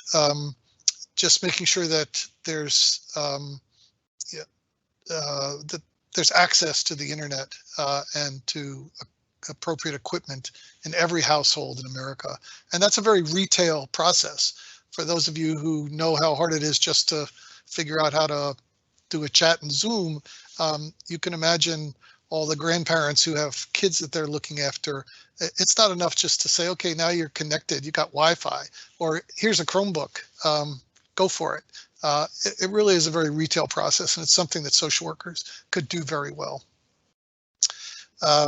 And I think that that's all part of it. And then the social media piece is very big, and it's linked to the rest of those factors. But communicating and having a positive message that people want to hear about healthy behavior and new opportunities for resources and so on is absolutely critical. Even power. I have a son who is homeless and lives in San Diego, and he lives under an underpass, and he has no power. So just trying to figure it, so he can't keep a phone charged, and he, you know, when it gets cold, he can't have any heat. So just trying to figure out, you know, we should have permanent supported housing for everybody. But even though San Diego has it, my son doesn't want it. It's too complicated for him. But he can use power. And so how do we actually bring power to people without, and bring some of the qualities of housing and the benefits of housing to folks who aren't ready to be housed? Thank you so much. So we only have about 5 minutes left, and I have, you know, no less than 100 questions, but I'll try to prioritize. So you talked a little bit, and this is actually a great segue into our program later, a little bit just about adverse experiences, and someone is commenting, I don't think in your chapter on family violence and child maltreatment, you talk specifically about ACEs and adverse childhood experiences. Maybe you did, but could you talk a little bit about adverse childhood experiences, and also, since you are an expert in child maltreatment, could you talk a little bit about working with perpetrators and evidence-based practices and you know, that area, which is often not discussed? Okay, be glad to. I know we have a short amount of time. So let me take the second one first. So we are in a rut with regard to working with perpetrators. We have batterer intervention programs that aren't particularly evidence-based. Some of them go on forever. My same son had one in a program he was in California for 52 weeks. Who can go to a 52-week program? It doesn't make sense. And there are some innovations now, and they are starting to shorten those programs, add some after programs that involve working with families. The lethality assessment piece has to be in place. We have to be able to do good risk assessment to understand which women especially, but men also are victims, are most vulnerable. And if there are lethality issues, they should be screened out of these other programs. But I think the future is in trying to figure out how do we actually teach people skills to get along and to solve difficult problems rather than incarcerating so many folks. On the ACEs side, some colleagues and I just published an article in a journal of the Annals of Political Science. We had a figure there that described adverse childhood experiences and adverse community experiences. So there really are two ACEs, and it really is the interaction of those two things that leads to child maltreatment and these very poor outcomes. So the ACEs themselves are certainly associated with being in adverse community environments, but really have to address both if we're going to have kids who grow up to be successful. And I know there's some really interesting ACEs initiatives around the country. I haven't followed them that closely. I think for the most part, what we really need to do is figure out who has the absolutely most adverse environments and provide them with something more than what we do now through CPS, which is episodic, mostly investigatory services, and provide something that's more ongoing. Great. So I have a question. You seem like you're working on a lot of different things. Tell us what's next for Dr. Barth. What you seem to have done it all, so we want to know what do you see as the sort of the focus of the next part of your career? Well, that's a great question. Well, I have a long time commitment left for the grand challenges in some role or another, and I am very excited about this building healthy relationships piece. I just think that there's so much potential for social work. In my view, what I would love to see is a nationwide 211 system rather than a 911 system, where when people have problems, they call for a social worker basically through 211. Other states use different numbers, but that's the most common one.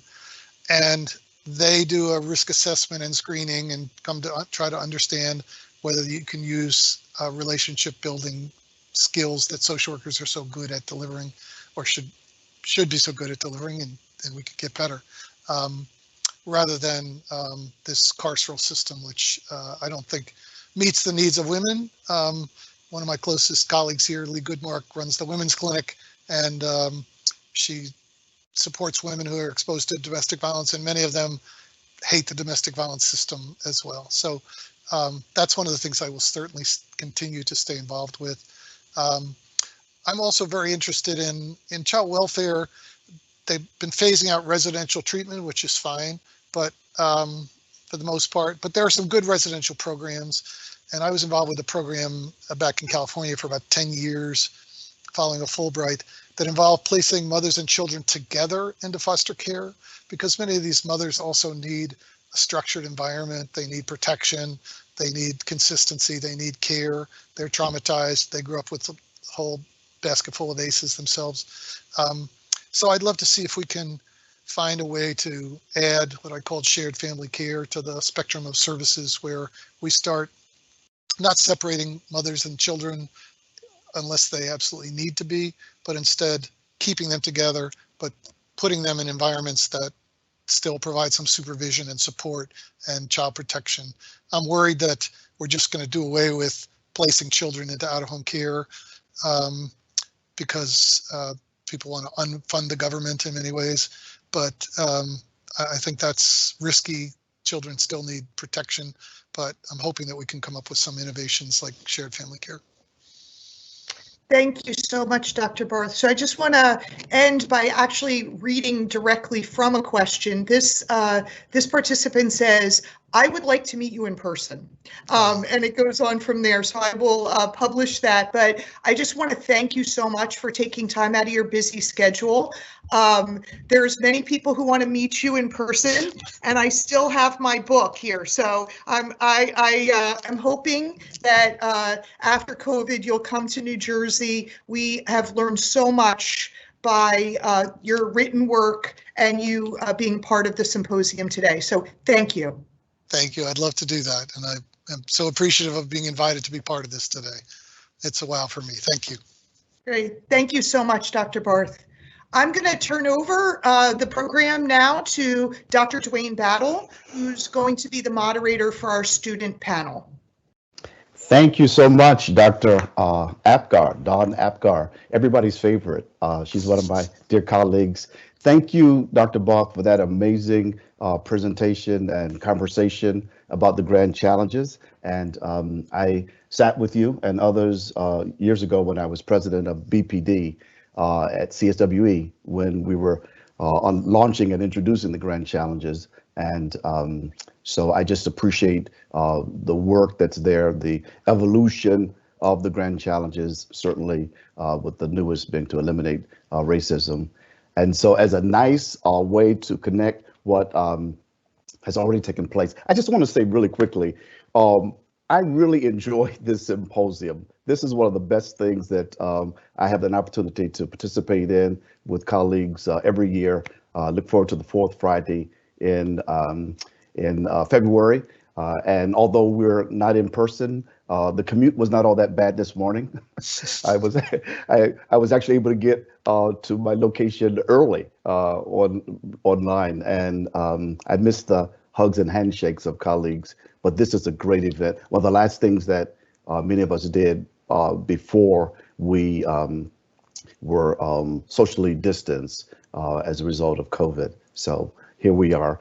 And as a nice continuation with the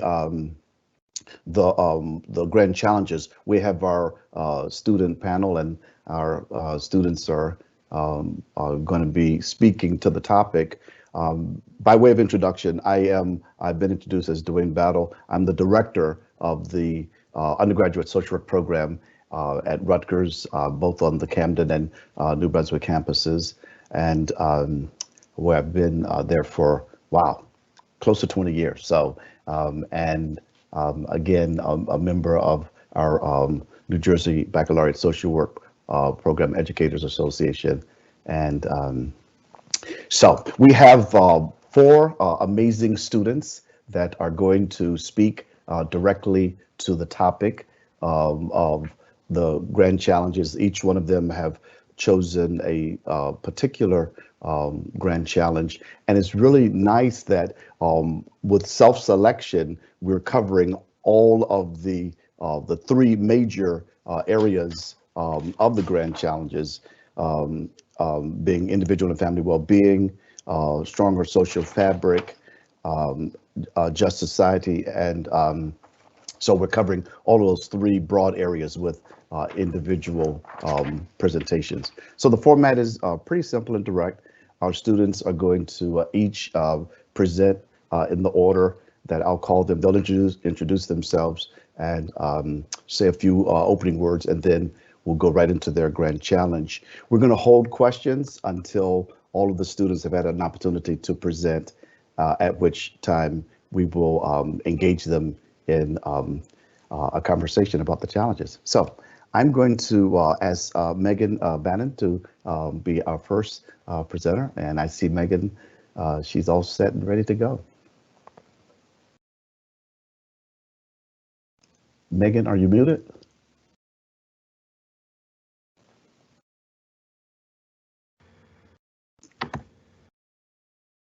Do that again. We had you for a minute.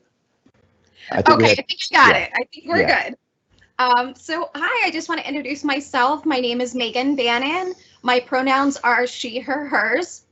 And I am a BSW student in my last semester at Ramapo College. I'm going to be doing my MSW there next year, so I'm pretty excited. And well, I want to say thank you for having me. This is really crazy, right? As a student, to be standing, well, sitting here with all of you is really an honor. So thank you for that. My professor, Dr. Klein, really got me involved in policy this past semester. She really introduced me to policy, and I have to say, going into it, I was dreading the class a little bit. I didn't really understand how policy affected our daily lives and how, as social workers, we can use policy to make that, to make those changes that we need. So I am going to be talking about the grand challenge of building healthy relationships to end violence. And I wanted to talk a little bit about my experience as a sexual violence advocate, because I think that's really important to see the other side of violence. And so I'll just start with that. So as a confidential sexual violence advocate, I help run a counseling hotline. We also do a chat. Our services are really to provide anything that these survivors might need. So it's counseling, it's healing arts, it's accompaniment to hospitals, to police stations, to prosecutors' offices, and all kinds of things that you could imagine going through that process would be where you might need an advocate to support you. So in my work there, I've really started to build relationships with the police department, with the detectives. They have my phone number, so they call me instead of going through the hotline now. I talk to the nurses, and something that I'm seeing a lot of is that people don't really understand the type of violence. They don't understand the trauma and the effects of it. They don't know what advocates are and what we can do. So a lot of times they might say to a survivor, would you like an advocate? And that survivor has no idea what we do. So it's really important that everybody on this team is really able to communicate with each other. And just moving forward, that's something that we're really focused on is just being a part of the community. And being a part of the community is really where I see those relationships occurring. So something that Healing Space is really focused on is the outreach. So what we are focused on now is going into schools, and we're talking to kids. I say kids, but this is really, as young as they'll let us up through high school. I think it would be amazing to have us in colleges, especially because, Ramapo has a partnership now with Healing Space. So that's how I got involved with them. And I think it's important to really talk about with kids what is sexual violence, what is consent, who can consent, who can't consent. And so it's important to help them understand what to do if something occurs, who to report it to, how to get resources. And this is something that a lot of survivors really struggle with, especially when we see younger survivors. At Healing Space, we really work with 13 and up. So anyone who reaches out for services under that age would be referred to Audrey Hepburn House here in New Jersey. So, you know, I think it's really important to, if you're looking at the grand challenge of violence, to focus on all the different aspects. And you know, as someone asked before, how do you start? Where do you start? Because as a student, it really is overwhelming. You know, and for me, it's making that first step to reach out to my local government. It's, you know, I couldn't ask for a better time to have taken this course because we were in the middle of an election. We saw all of the, you know, all of the policy changes through the last administration. We saw a lot of anti-transgender policies. We saw LGBTQ+ community losing their rights. And so something now that we're seeing is that shift in policy where Biden and Harris have, you know, taken on the role to kind of work with these grand challenges that we're working with. And so we're seeing different bills come up. Right now, it's still a battle on the state level because, you know, if you just look up the LGBTQ+ bills that are in, you know, just this month alone, you're going to see about, you know, 40 to 50 anti-transgender LGBTQ+ different types of bills. And so it's really important to look at that and say, how can we help with that? What do we need to do? For me, it's reaching out. I attended a city hall meeting, and since then I've been watching them all online. I've been reaching out to my representatives and I've been speaking with them. I've already formed partnerships with them. I'm involved in a couple of different programs. As a foster parent, I volunteer weekly in my community. I work at a shelter and I volunteer with Healing Space. So I've been able to kind of bring people together. So now we're going to have Healing Space in the school systems. And, you know, one thing that's hard for us doing outreach is the community. There's still a lot of stigma and there's still a lot of people who aren't necessarily comfortable because they don't understand themselves. Parents are very afraid of talking about these things with their kids and they're unsure of what, you know, what are you going to teach my kids? So I think it's important to really maybe go in and have these workshops or these types of things with parents so that they can be involved with their kids because, you know, Dr. Barth mentioned the interpersonal violence and, you know, kids being removed from their homes, put into foster care. So, you know, maybe a parent wouldn't go to a workshop on their own about parenting, but maybe they'll go with their kids. Maybe if that's part of the curriculum, maybe if it's, you know, policy to have, you know, this type of outreach be a part of every single school system, maybe that's where it starts. And maybe that's where we can make that small change and we can start to integrate, you know, reducing violence in that way. It's also, you know, a lot of people in the school systems, they don't utilize the social workers the way that they could. And so it would be, you know, a great partnership for social workers to really be able to be just a part of that and to, you know, build, like I said, build those relationships to reduce that violence. I think on a family level, I think it would go really far, starting with youth and moving forward. So thank you so much. I think my time is up. And I'll pass it along to the next student. Okay, Megan, you did a great job. Jamie is going to be next.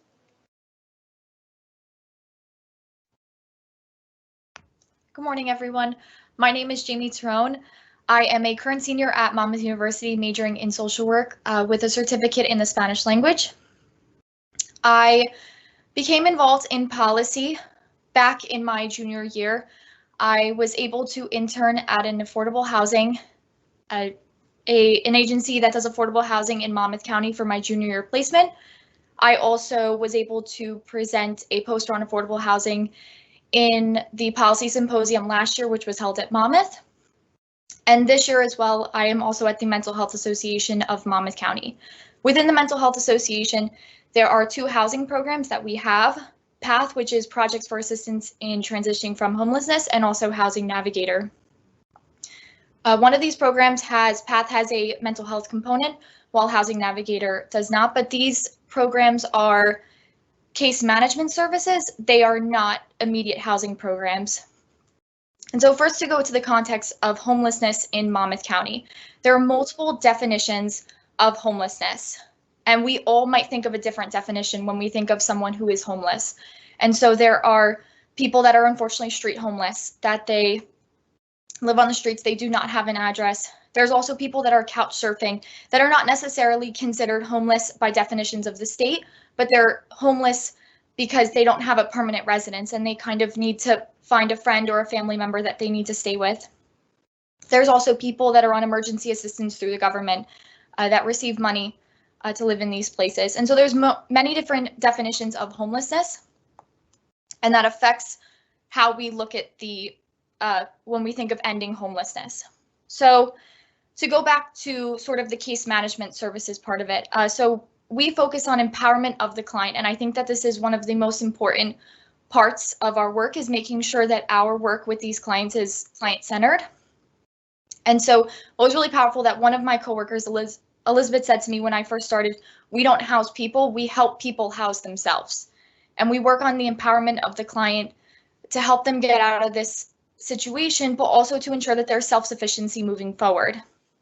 And so a lot of what we do is connection to resources, helping people apply for these housing programs, helping them apply for rapid rehousing programs, finding affordable housing options. And there's also collaboration of agencies where we work with different other community organizations, some social service agencies. We work with Monmouth County COC, Continuing of Care, and supportive housing. So some of the critiques of unfortunately homelessness in New Jersey, so there's a very limited amount of affordable housing, and the amount offered does not meet the need. And this is a struggle that has gone on for many years, that there is not the affordable housing that we need, and New Jersey is very expensive, as I'm sure we all know. And so it's so hard in our profession to tell people that unfortunately there's just not anything that we can do in this moment, and we will tell you when there is something that we can do for them. So to relate it back to the grand challenges, so for the first point of the grand challenge, it's expanding investment in affordable housing through existing and new revenue sources. This is amazing. Affordable housing would make such a difference for our homeless population, because it helps not only those that are chronically homeless, that have been homeless for a period of time that equals up to 12 months, but also for what we call our ALICE population, which are asset limited, income constrained, and employed, which are people that often work 40 hours a week and they have an income and they still cannot afford to live here in New Jersey or in other states as well.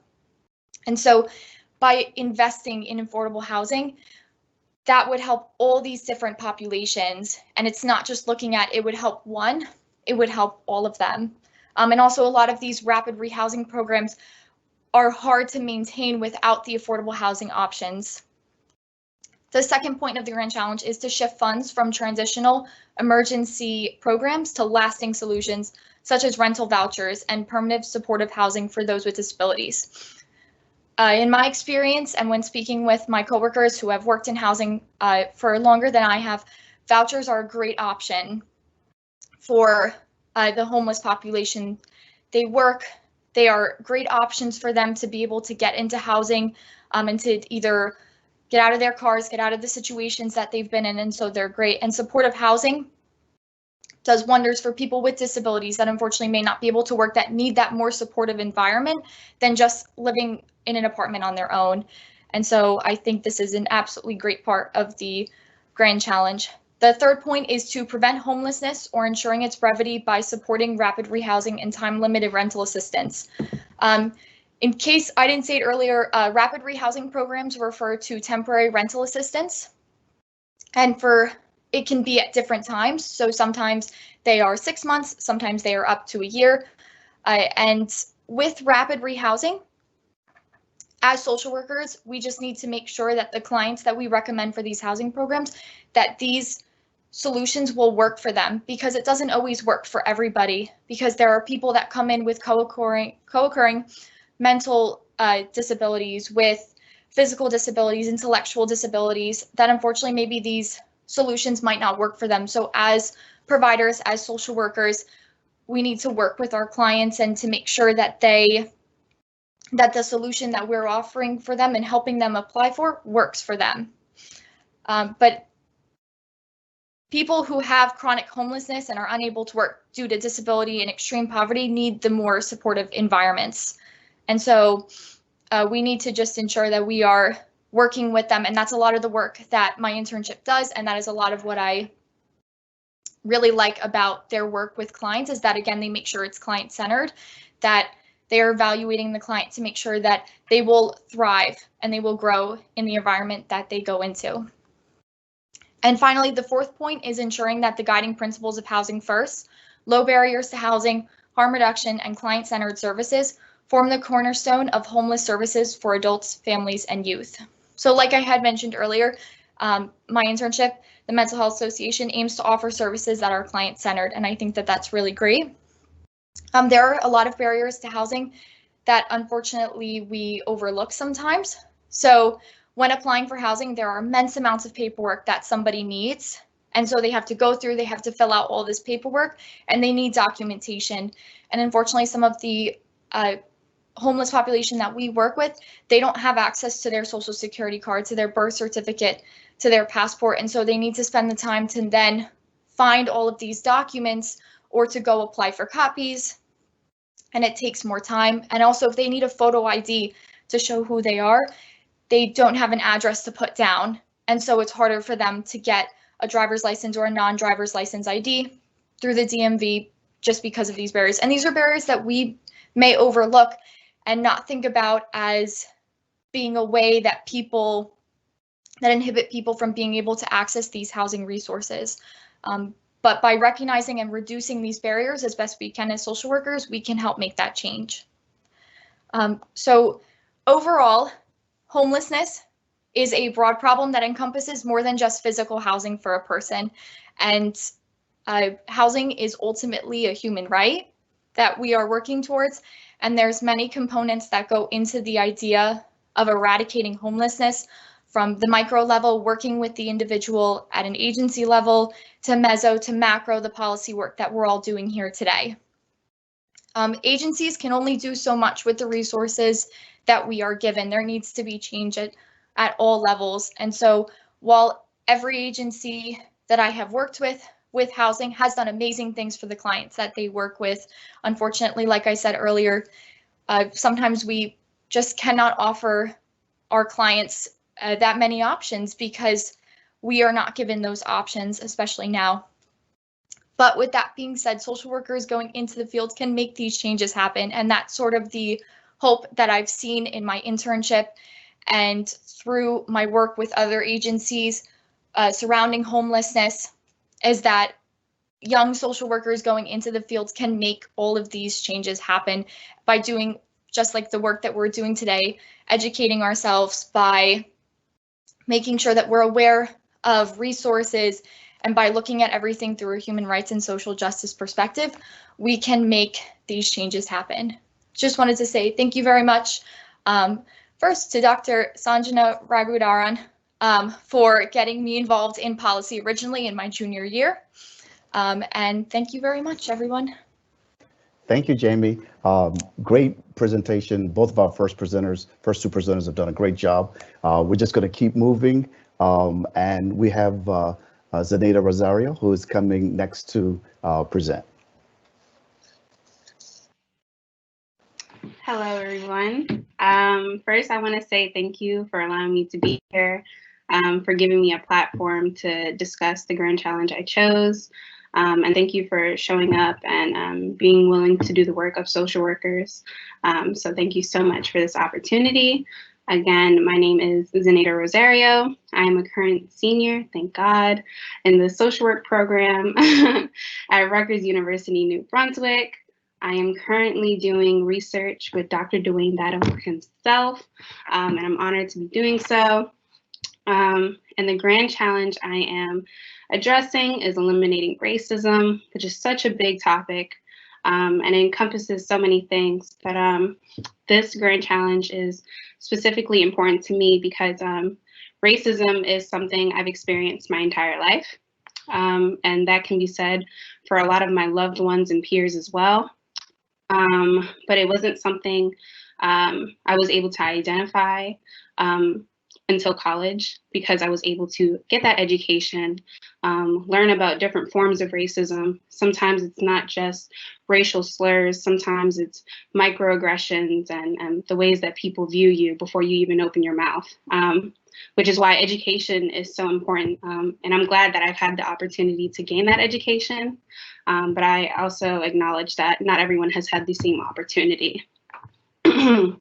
So I just wanted to start off by saying racism in American society is everywhere.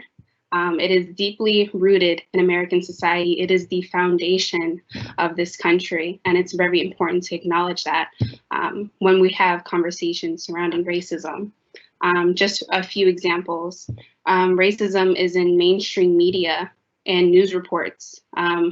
Within the past year, but also years and years before that, we've seen innocent Black individuals be murdered by law enforcement. And news reports like CNN will say things like, oh, and refer to them as thugs and show mugshots and make them seem so unfriendly when they were truly innocent. And that is racism.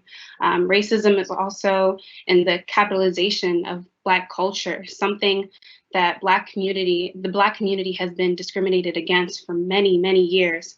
But now we are seeing monetary profit off Black culture from our white counterparts. That is active racism. We see racism in Black and brown neighborhoods. And the increase in traffic from law enforcement. I am from Jersey City, New Jersey. And if you're familiar with Jersey City before all of the gentrification, you know that I am very aware of what law enforcement looks like in a Black community. Personally, my father has a record and has been to prison. And I can't say that for the entire time and all of the convictions he's had, he's actually done those offenses.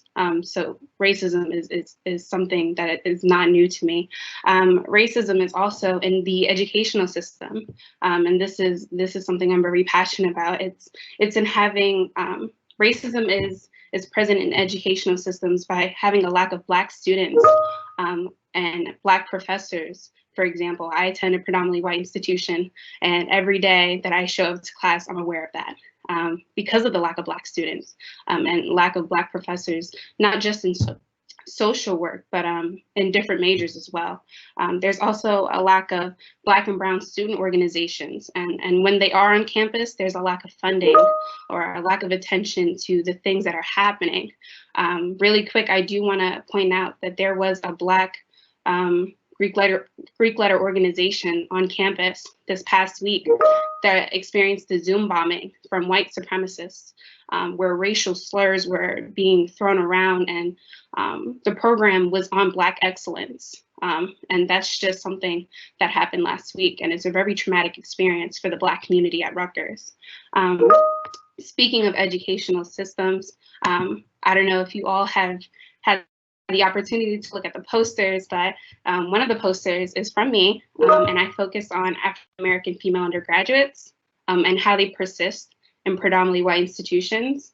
One of the reasons I wanted to do this was because there's a need for support and equity, not equality, but equity for underserved communities. And there is a steady increase in the enrollment rates of African-American women in predominantly white institutions, but their rates of degree attainment are not consistent. And this has a lot to do with lack of institutional support, racial and gender microaggressions from faculty and peers, and lack of counter spaces, which means Black student organizations, Black Greek letter organizations, and etc. And in this research, I encourage predominantly white institutions to create race and gender specific programs geared towards addressing the needs of African-American women and holistically Black and Brown communities, and also educating the community on the existing institutional sexism and racism in the university. Because like I just said, if it's been here for long enough, if it's been created in America, the foundation is racism, unfortunately. And even the grand challenges that we're covering today, mass incarceration, we haven't heard yet, but we will. But when you talk about mass incarceration, you have to talk about the school to prison pipeline. When you talk about homelessness, you have to talk about the lack of resources in Black and Brown communities, the relationships and how violence plays a role in those. That has a lot to do with racism, unfortunately, as well. And it's impossible to do the work of a social worker, which we're all here to do today, without addressing racism. And replacing culturally competent social work practices with anti-racist practices. So I just want to leave you all with this. It's not enough to just not be racist.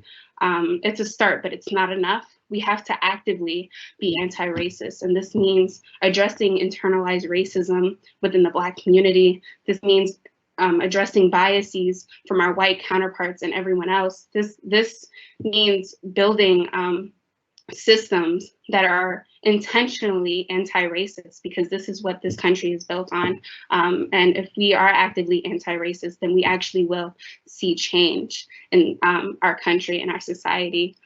This may not be something that we could accomplish in this generation, and eliminating racism is such a big, it's such a big thing to do. And we're probably not going to see it. But the fact that we're actively working on it now, generations to come will see us eliminate racism and work towards that. So thank you again for allowing me to speak.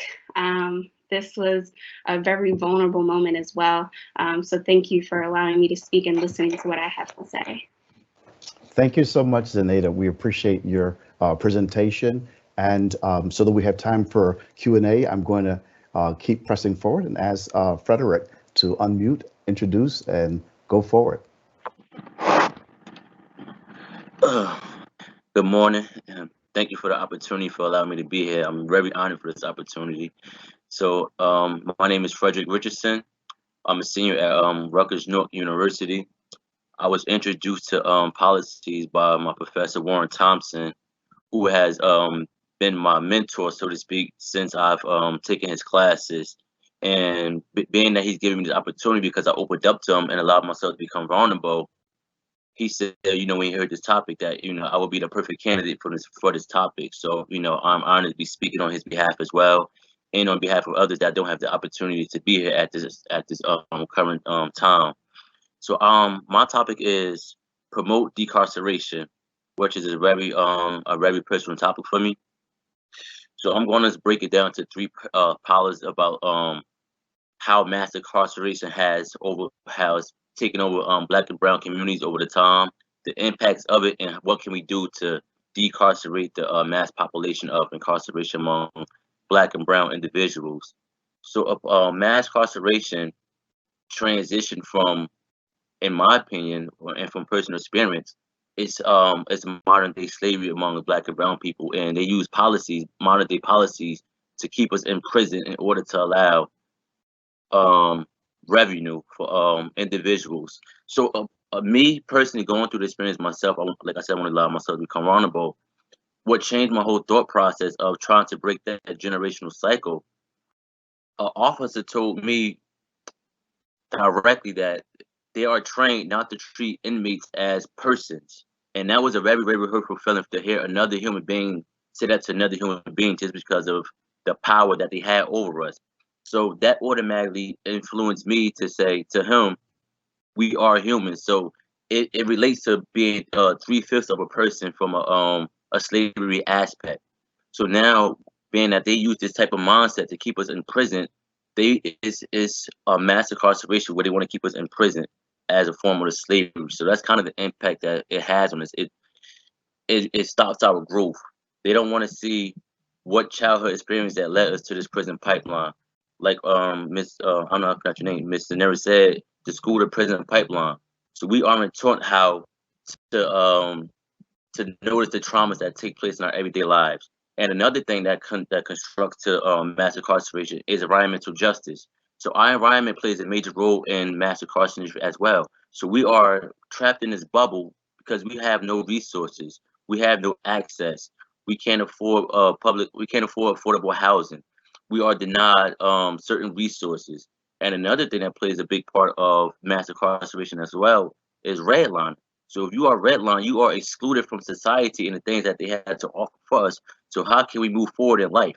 So being that we are excluded from everyday lives or natural resources, people tend to do what they are comfortable with, and that's maybe committing crimes. But how can we fix this school to pipeline amongst Black and brown people? And it's quite ironic that Black and brown people are the minorities in society, or in the prison system, they are the minorities. So in a sense, they have been labeled and been given a stigma. So upon release, they are stigmatized. They are looked upon as third class or second class individuals, and then they have these impacts where they are being punishable again. So to say that if people are in prison and they call prison rehabilitation, how could it be rehabilitation if a person was never rehabilitated? There are no resources to see if a person can be functional. So my suggestion to try to allocate all of these detrimental harms to help our community and help the next generation break this curse, what needs to be done for the prison pipeline to take away this mass incarceration is start adding trades inside of the prison systems. There are no trades to help our individuals that are incarcerated to help them reintegrate into society. So if we can somehow implement trades inside of the prisons, it can at least help give these individuals some type of platform upon their release, because there are no resources upon their release. They are being released with no resources, no family reunification, no network sites, no pamphlet. They are just being released back into society, and their development is delayed dramatically because of these experiences that they've been through while being incarcerated.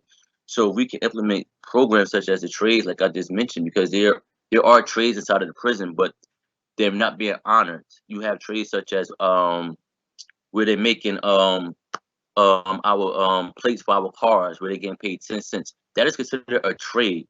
So we can implement that type of skill into our mainstream to help these individuals remain into society and decrease recidivism. That can be a major factor to help our Black and brown people dismantle this mass incarceration prison pipeline. And another thing, because this is a new topic to me that I also researched, there are some states that have taken on this program of promote decarceration. Some 5 states: Connecticut, Michigan, Mississippi, Rhode Island, and South Carolina. And upon the research, these programs has worked dramatically. And one of the main resources that they used was justice reinvestment. So the justice reinvestment program is where instead of putting so much funding into the prison pipeline, they use that resources and that funding to put it back into underdeveloped communities where they don't have the same resources as to compare to high-end communities. So what they do is they have funding for housing, funding for education, funding for healthcare, all of these resources that underprivileged individuals lack. So if we can use these investments to put it back into these communities, that could be a major resource as well. And another thing that I've also noticed as well, being raised in an urban area, treatment facilities and mostly treatment facilities are located in urban areas. Why can't we implement these same treatment facilities into suburban areas? Let's mix all individuals of society together. It's still a broken map where, being that these treatment facilities are only located in urban areas, that is a form of redlining and discrimination. So if people don't see what's going on in the real world, how can we help these individuals returning back into society to remain into society? And another form to help these individuals and promote decarceration, as we all must know, they just changed the laws of they legalized weed. So legalizing weed is a major step to helping demote the prison system, because these are nonviolent offenses, and you have mass incarceration for nonviolent offenders. And if we can help them open up their eyes to different avenues to make a living, then we can also help decrease the mass incarceration of the prison pipeline. The prison pipeline is a punishment. It's not rehabilitation. So if we can find different programs, like I just mentioned, to reinvest back into the community, these programs can break the generational curse that have been brought upon us for many, many decades. It's just another form of modern day and legalized slavery. But we don't want to see that no more. So another thing that's going to be helpful to them as well is community engagement. Community engagement consists of just going out to talk to other individuals inside of the school, or young individuals that might be incarcerated in youth facilities, because it starts from the youth facilities as well, because their thought process become a trained thought process as to where, if I do this crime, I'm only going to get this much time. So you're basically selling your soul to be imprisoned. So we can have community engagement amongst individuals returning home to go and let them know of the detrimental effects of becoming imprisoned. We can hopefully stop that bridge from them going to the prison. And because once you go to the prison, you have a criminal record. And once you have a criminal record, you are stigmatized for life. You are disbarred from certain professions. You are disbarred from housing. You are disbarred from many things of life. So if you are disbarred from these many things of life, you have a greater chance of going back into the prison pipeline. So we need to try to find different resources to allocate to help these individuals remain in society. Because individuals for nonviolent offenders, sending them to prison isn't always an answer. We don't know what took place, and like what was mentioned earlier, it can stimulate from childhood early experiments where, like I mentioned earlier, your environment can play a major role. If all you see every day is negative behavior such as individuals selling drugs, you're going to normalize that and marginalize that and think that there's no punishment for it. So if you can have an understanding of what's taking place of the punishment, you can find a different way to change the thought process. And once you change the thought process, the behavior will change as a follow-up as well. And in addition, before I close up, they also have a record school program in, I believe, Northern State Prison and Royal Prison. And upon research and statistics, those individuals have a high rate of graduation and completion of the program. So that program within itself says a lot about these inmates, that they're trying to change their thought process and want more out of life. So we have to meet them where they're at. But if there's no resources to help them, guide them when they're released from prison, they have a high risk of being reincarcerated. So like I mentioned, the Rutgers program is a very resourceful program for individuals that are incarcerated. And it is proven statistically, because I was a part of the program as well, where they have a New Jersey STEP program, and it is very beneficial. So we are the voice of those individuals that are in prison. So we want to help them break that cycle. So we need to start implementing more programs to help these individuals remain in society along with their peers, their families, and the community. And that's going to be my closing. Thank you for the opportunity. Wow, thank you so much. Thank you to all of our student panelists. And we have just over 15 or so minutes for some Q&A. So I'm going to, we have some questions that are going to probably be posted in our Q&A section, but I'm going to start off with a couple of questions.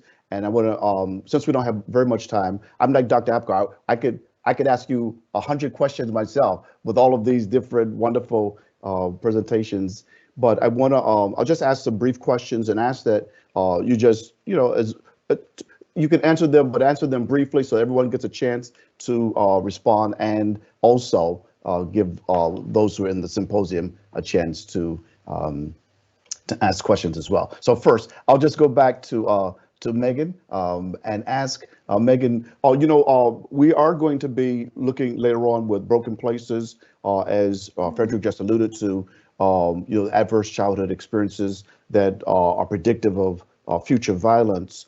My question to you, Megan, is very broad. Why do you believe there is so much violence in society, in American society? Oh man, that's a hard one. Well, I think that we're a culture where violence is just the norm. We see it everywhere. Kids start to see it in cartoons. They start to see it on social media, which is just such a part of their lives now. We see it, all of these other panelists have talked about it, and it really exists everywhere in the same way that, racism does, violence does. And so there's nobody who is exempt from that. I think during COVID-19, we're all going to be facing, right, the negative effects of COVID-19 and what that's done. And we can see what happens to a community when they are isolated.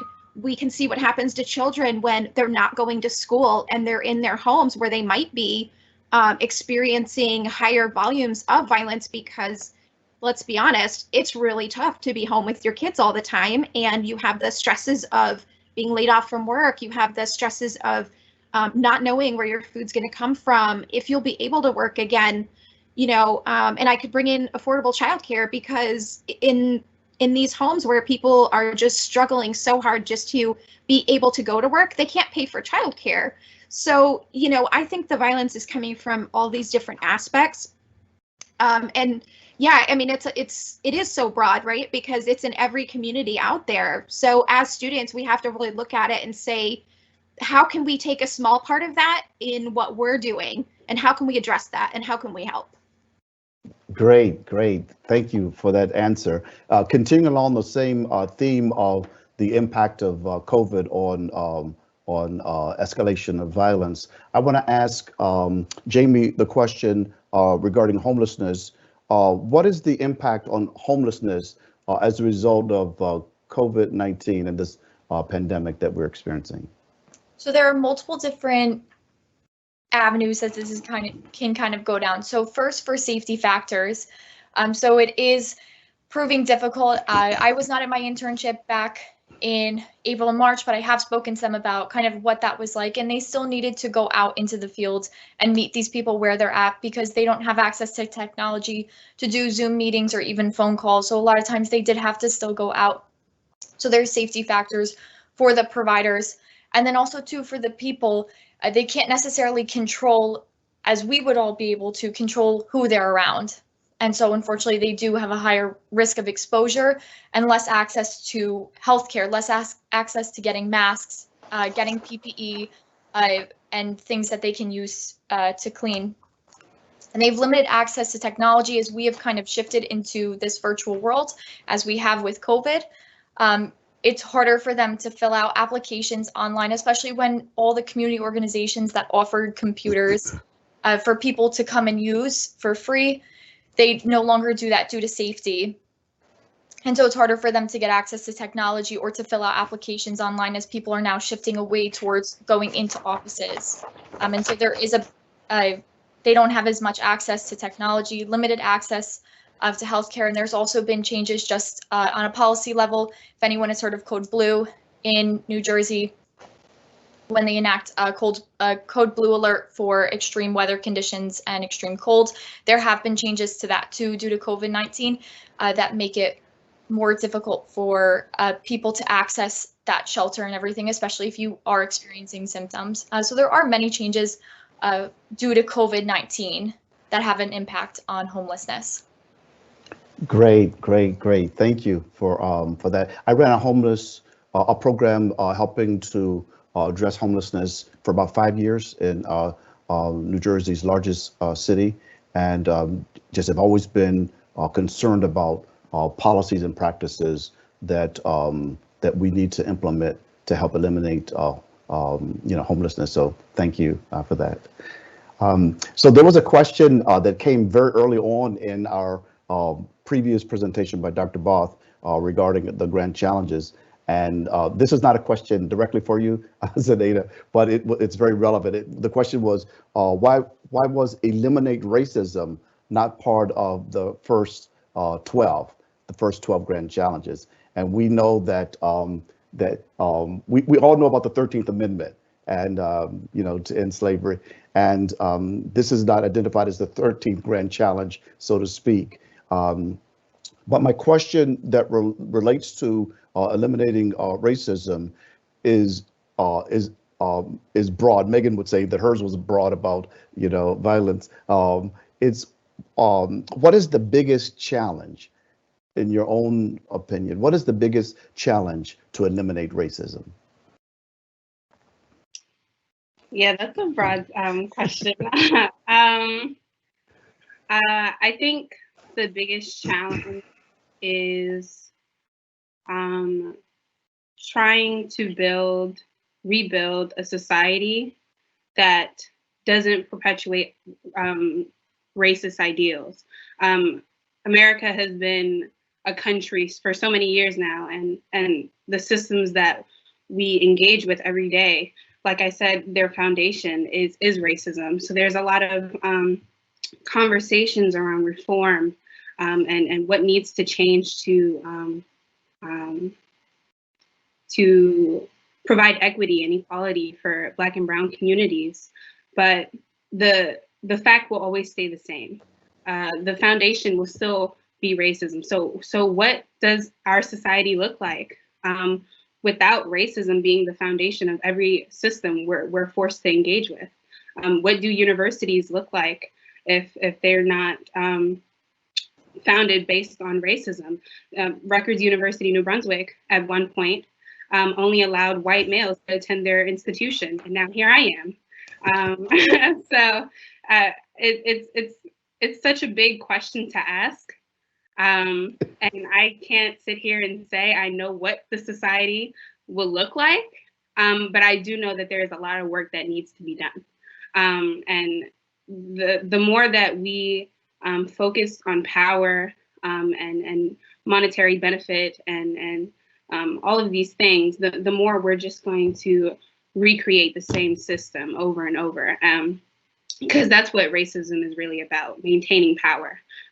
So that's a really big question. I'm not sure how that society would look like, but definitely the biggest challenge is trying to find an answer to these questions and trying to stay persistent in a society that, even though racism is not, physically, written everywhere, we can see it, especially if you are a person of color, especially if you're a member of the Black community.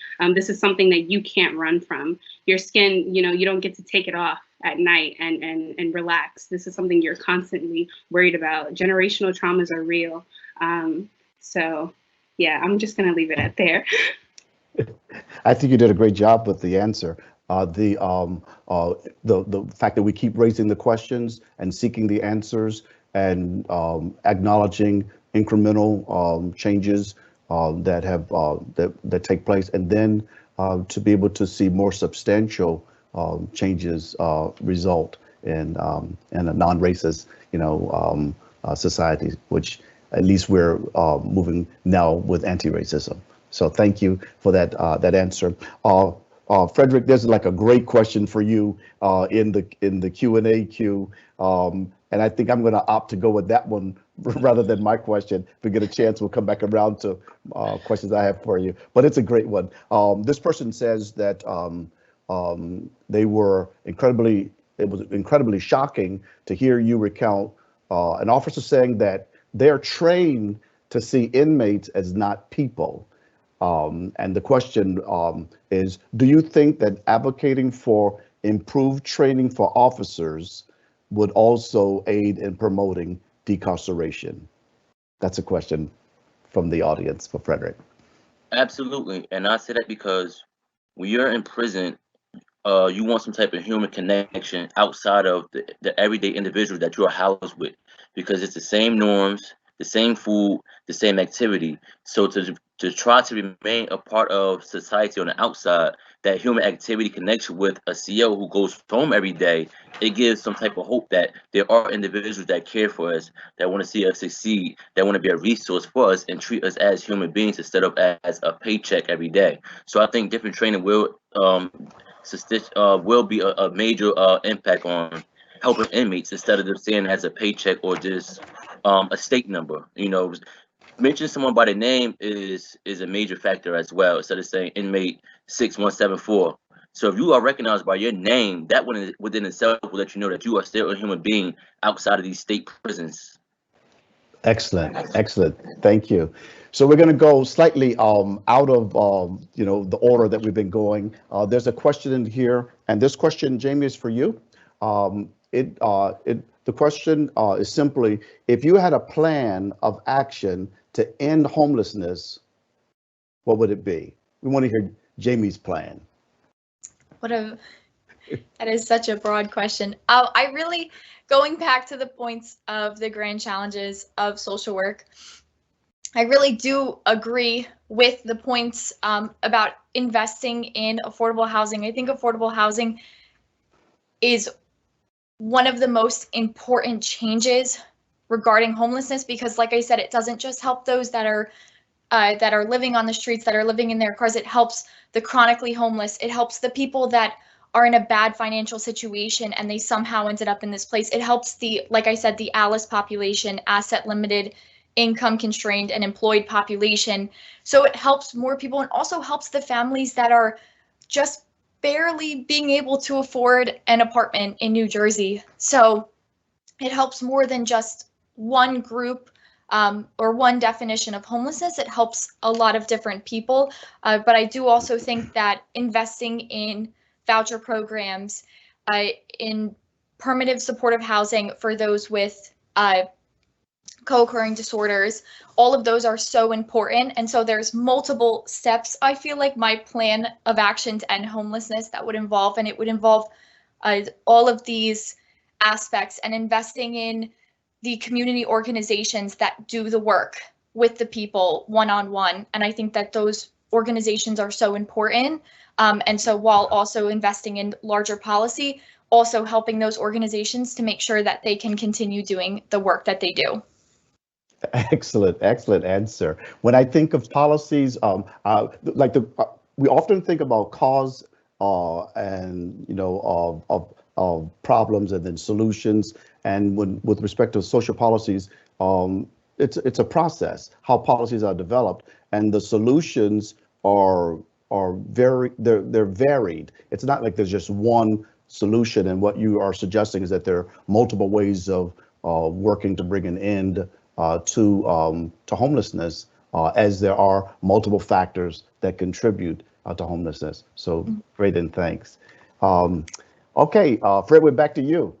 This is for Frederick. Someone commented on the fact that the program that you were a part of, they want to know how you feel that program can be brought into the schools and communities as a preventative measure, I suppose, for incarceration and relatedly recidivism. Okay, so the name of the program that I'm currently in is called New Jersey STEP Program. So the program, it starts from inside prison, where we attend Rutgers University, and it's kind of like a map and a guidance for us to transition back into society. So when upon release, we have the resources to help us. So what they do is they give us the additional help, and they give us they help us with housing, they help us with health care, things of that magnitude. So the program is made up of returning home citizens. So the question was, how can we help bring that system into the schools, correct? Yes. Okay. So I would say that's an excellent question, actually, too, because you want to start to tackle the problem early on. So to bring that into the school system, I would definitely work with I would say administration. I never thought of that neither. I'm gonna raise that question. Thank you for that. So I would say working with administration, especially in high-risk areas, because that's usually where it happens at, where the schools don't have the funding, or you have students who isn't probably attending school because both parents are probably working 2 or 3 jobs just to maintain stability, maintain the housing limit. So the kids might not have that mentor or that guidance to help keep them on the right path. So implementing that program in school, it can be a mentoring program for that school. So that's a definitely interesting topic that you mentioned. I'm going to go forward with it. I'm going to have to steal your idea.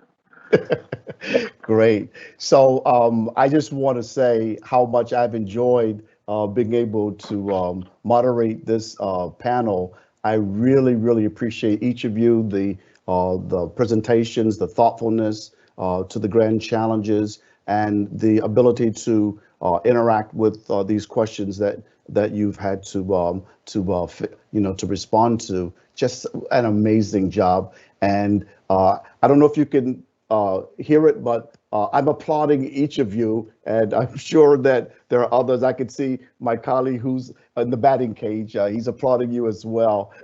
All of us are applauding you. So we love you. We appreciate you. We hope you're going to get extra credit in your classes for this work. And go back and tell your professors I said you're all A students. And so we really appreciate that. But we've come now to a point in our program where it's we're able to take a break with a stretch and guided meditation. And who better to do that than my esteemed colleague, Dr. Anthony Nicotera, Esquire. And so he's going to come and bring all of his bag with him to this time of our break. Thank you again to all of our panelists. Thank you so much, Dr. Battle, and thank you. I'm so inspired and encouraged by our students. Thank you all. I'd like to begin by inviting the singing bowl. I hope you can see it here.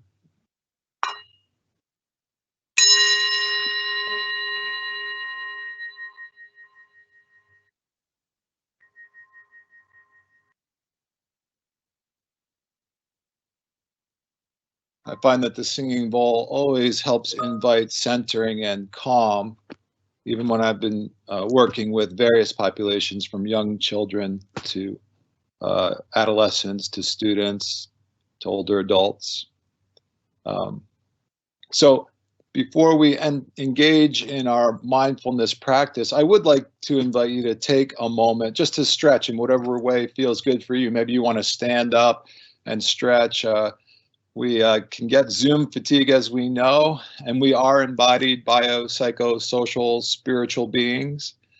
So as we engage our intellect and scholarship and our learning, it's also important to engage our breath and our body. So take a minute and just stretch a little bit. You can do that in your seat if you like. You can stand and do it.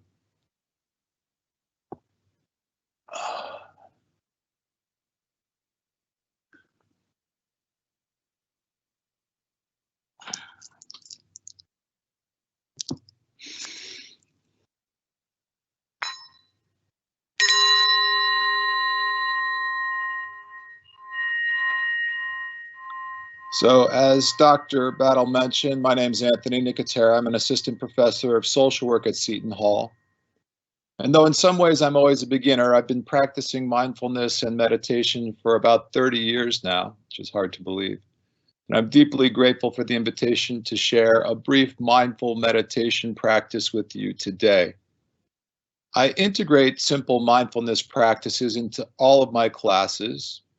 I trust that you all know, being good social workers, that scientific studies and research has shown that mindfulness practice can help reduce stress and anxiety, and it can help regulate our autonomic nervous system, and in that way, be very healing. Especially, I think, in a time of pandemic, these practices are critically important for self-care, as well as practicing presence, which helps us be more present, not only to our own need, but also the needs of others. So I share with my students that these simple practices, paying attention to breath and body, using simple movement and mantra, repeating words or phrases that are centering and significant, can help you, in the words of Dr. John Kabat-Zinn, be here now without judgment. And they give your immune system the opportunity to do what it wants to do, namely, take care of you. I also share with students that these practices of presence and self-care are, I believe, practices of justice. I've had the privilege of working with a great mindfulness practitioner and justice advocate, Vietnamese Buddhist monk and Zen master Thich Nhat Hanh. Maybe some of you have heard of him. He is referred to as Thai, which means teacher. Thai was nominated for the Nobel Peace Prize by the Reverend Dr. Martin Luther King Jr. in 1967. He's now 94 years old. He calls himself a social worker and integrates his mindfulness practices into his work for peace and justice. His effort from an international perspective to address our social work grand challenges. I invited the singing bowl to begin. I will use it again for our practice. But before we begin that practice together, I'd like to share a few words from Thai about the singing bowl. Ty shared with me that he believes that the sound of the singing bowl, and I'll invite it one more time,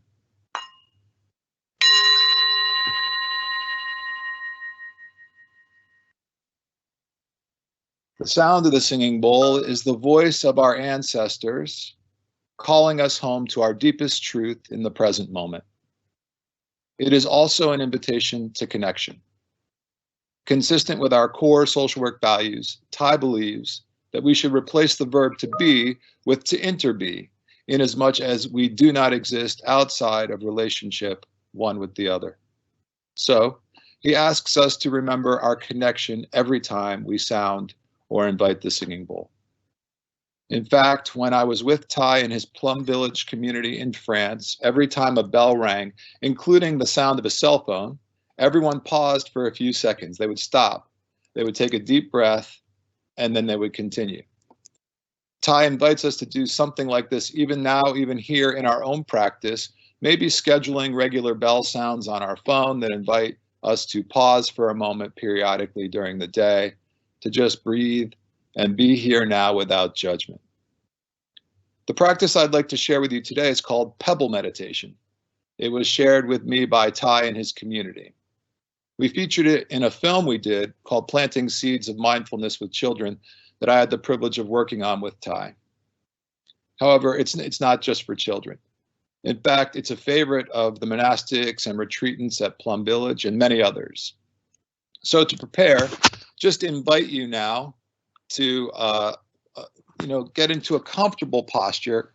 The invitation here is to be alert but not stiff. So your back is straight maybe but not stiff. You can lie down though if you would prefer, or you sit, whatever is comfortable. Your hands can be comfortably in your lap. Your feet are flat if you're sitting, and your eyes might be closed or softly focused on a spot in front of you. And you might just take one deep cleansing breath in, pause at the top of that breath, and then just slowly let it go, trying to just literally let go of any stress or weight or preoccupation with the past or the future or anything that keeps you from being here now without judgment. This is called Pebble Meditation because you can use 4 pebbles during the practice. However, you don't need pebbles. You can use your thumb and 4 fingers, and that's what I would invite you to do. This practice also, and I'll get to it in a second, but uses imagery and imagination to connect your deep sources of strength and power, to connect you to those deep sources of strength and power in you. So in using your fingers to replace the pebbles, your pointer finger is flower, your middle finger, mountain, your ring finger, still water, your little finger, space. When we begin momentarily, I will invite you to just, again, touch your thumb to your pointer finger, and then invite you to breathe in and know that breathing in, you are flower, breathing out, you are fresh. Then, touching your thumb to your middle finger, I will invite you to breathe in, knowing that breathing in, you are mountain, breathing out, you are solid. Then touching your thumb to your ring finger, I will invite you to breathe in, knowing that breathing in, you are still water, breathing out, you are calm, reflecting. Finally, touching your thumb to your little finger, I will invite you to breathe in and know that breathing in, you are space, breathing out, you are free. In this way, you're cultivating these characteristics in yourself. Freshness, solidity, calmness and reflection, and freedom. These characteristics connect to your deepest truth and strengths, and in turn, help prepare you to be more fresh, more solid, more calm, more reflective, and more free in the world and in your interaction with others. So I'll invite the singing bowl now to begin and then guide you through our brief pebble meditation. Again, you might want to just continue in that comfortable posture.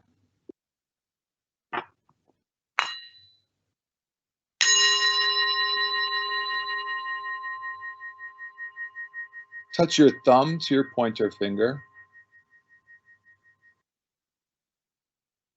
Breathing in, I am flower. Breathing out, I am fresh. Flower, fresh. Flower, fresh.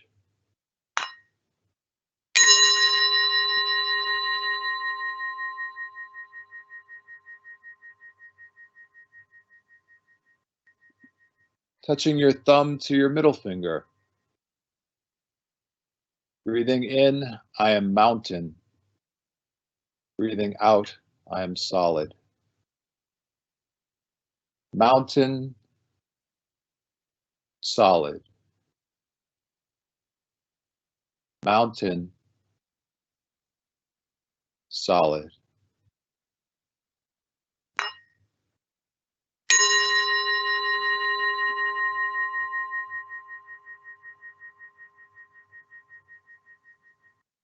Touching your thumb to your ring finger. Breathing in, I'm still water. Breathing out, I am calm, reflecting. Still water, calm, reflecting. Still water, calm, reflecting.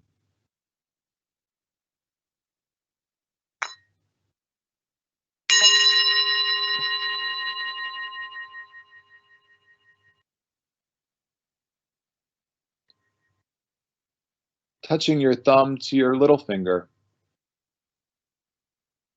Breathing in, I am space. Breathing out, I am free. Space, free. Space, free.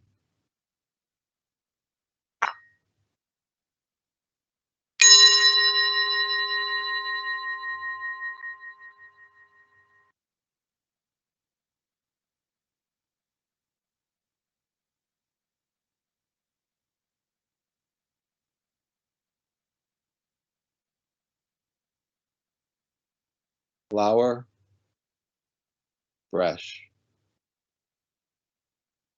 Mountain, solid. Still water, calm, reflecting. Space, free.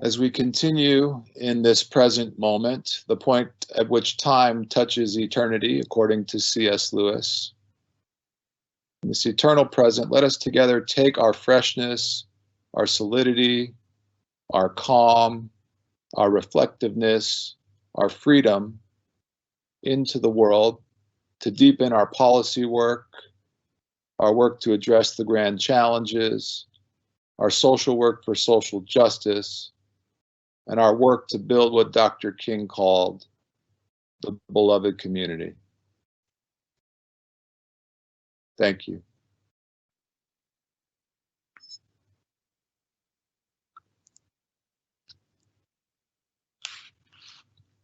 I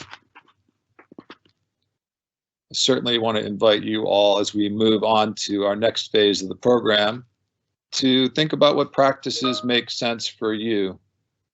Maybe, mindfulness of some kind. It can take many forms. It can be lyrical, it can be dance, it can be movement, it can be yoga, it can be meditation, it can be prayer. Whatever makes sense for you, I just invite you to integrate some practice into your day of self-care and practicing presence. Again, I do think of it as a work and practice of justice. Thank you so much.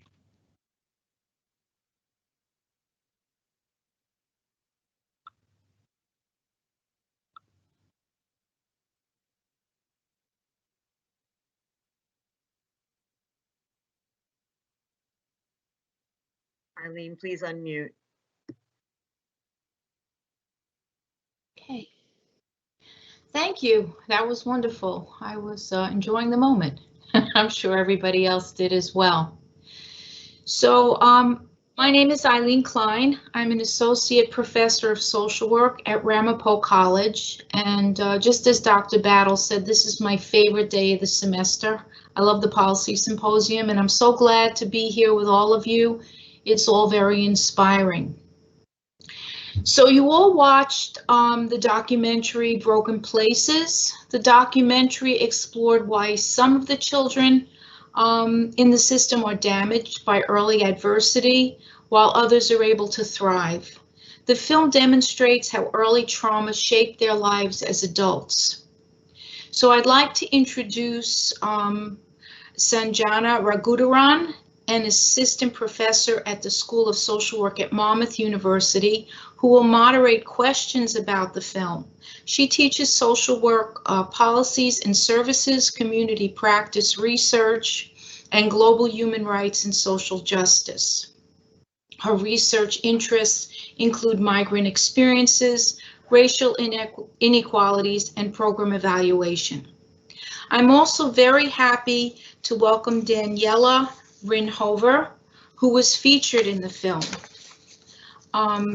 After overcoming difficulties throughout her life journey, Daniela has kept striving. She navigated teenage parenthood, achieved legal immigration status and citizenship, and continues to pursue her educational goals and actively takes part in advocating for changes in the foster care system, sharing her story as an advocate for foster care reform. As a participant in the 2019 Broken Places documentary and the 2004 Aging Out documentary film, she has presented keynote addresses at national outreach events, public broadcasting stations, and youth and independent living events. Daily, she facilitates wellness workshops in her employment with WW and recently began independently consulting to share these facilitation and public speaking skills. Additionally, she volunteers in the environmental justice movement, works to support medical care for immigrant communities, and involved in the New York City Medical Reserve Corps as a volunteer leader, and CERT emergency preparedness programs for New York City communities.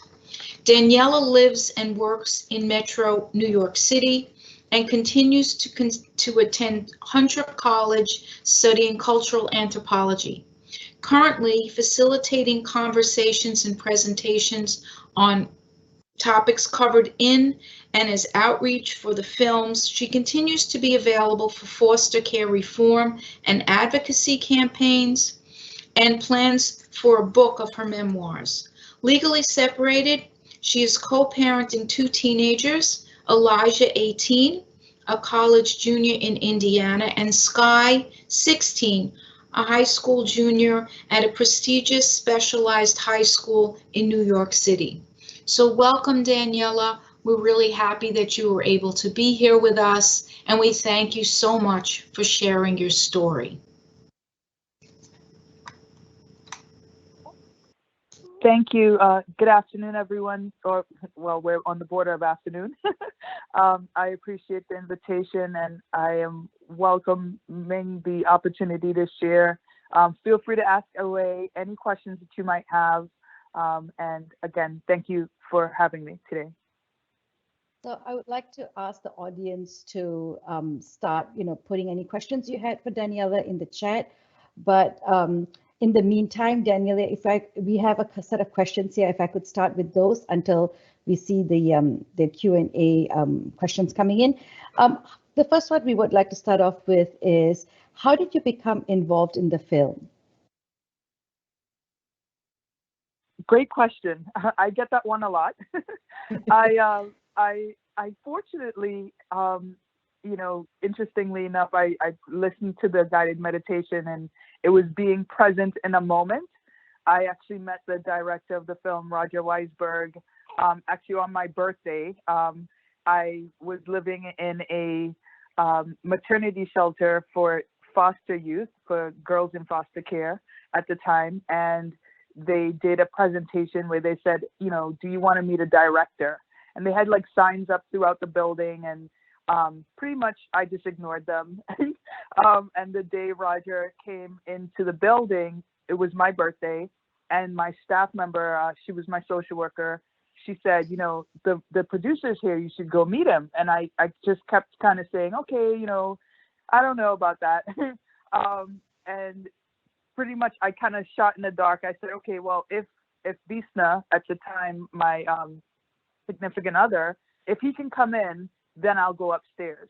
And she pulled strings. She talked to the director, and they allowed us to go upstairs. And Roger had a chance to meet Bisna and I that day.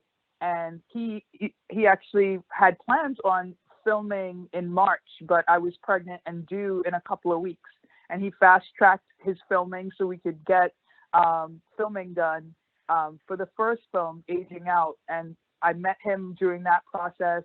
We stayed in contact. And then with Broken Places, I thought it was a great opportunity not only to discuss where we are in terms of science and being at that forefront of, you know, assessing if a child is in a case where they're in a stressful situation, or there might be traumatic experiences happening around them, and how that might be manifesting for them, not only in behavioral terms, but literally genetically. So if you've seen the film, you should kind of get a sense of, you know, what that cutting edge of science is looking like. So I just thought, you know, I'd sign on for that, sure. And then additionally, there was a study that was done about the daffodils and the orchids, and rather the dandelions and the orchids. And having read that, I definitely wanted to just, again, be a part of this new film, sort of as a follow-up, but also to kind of give my perspective as well.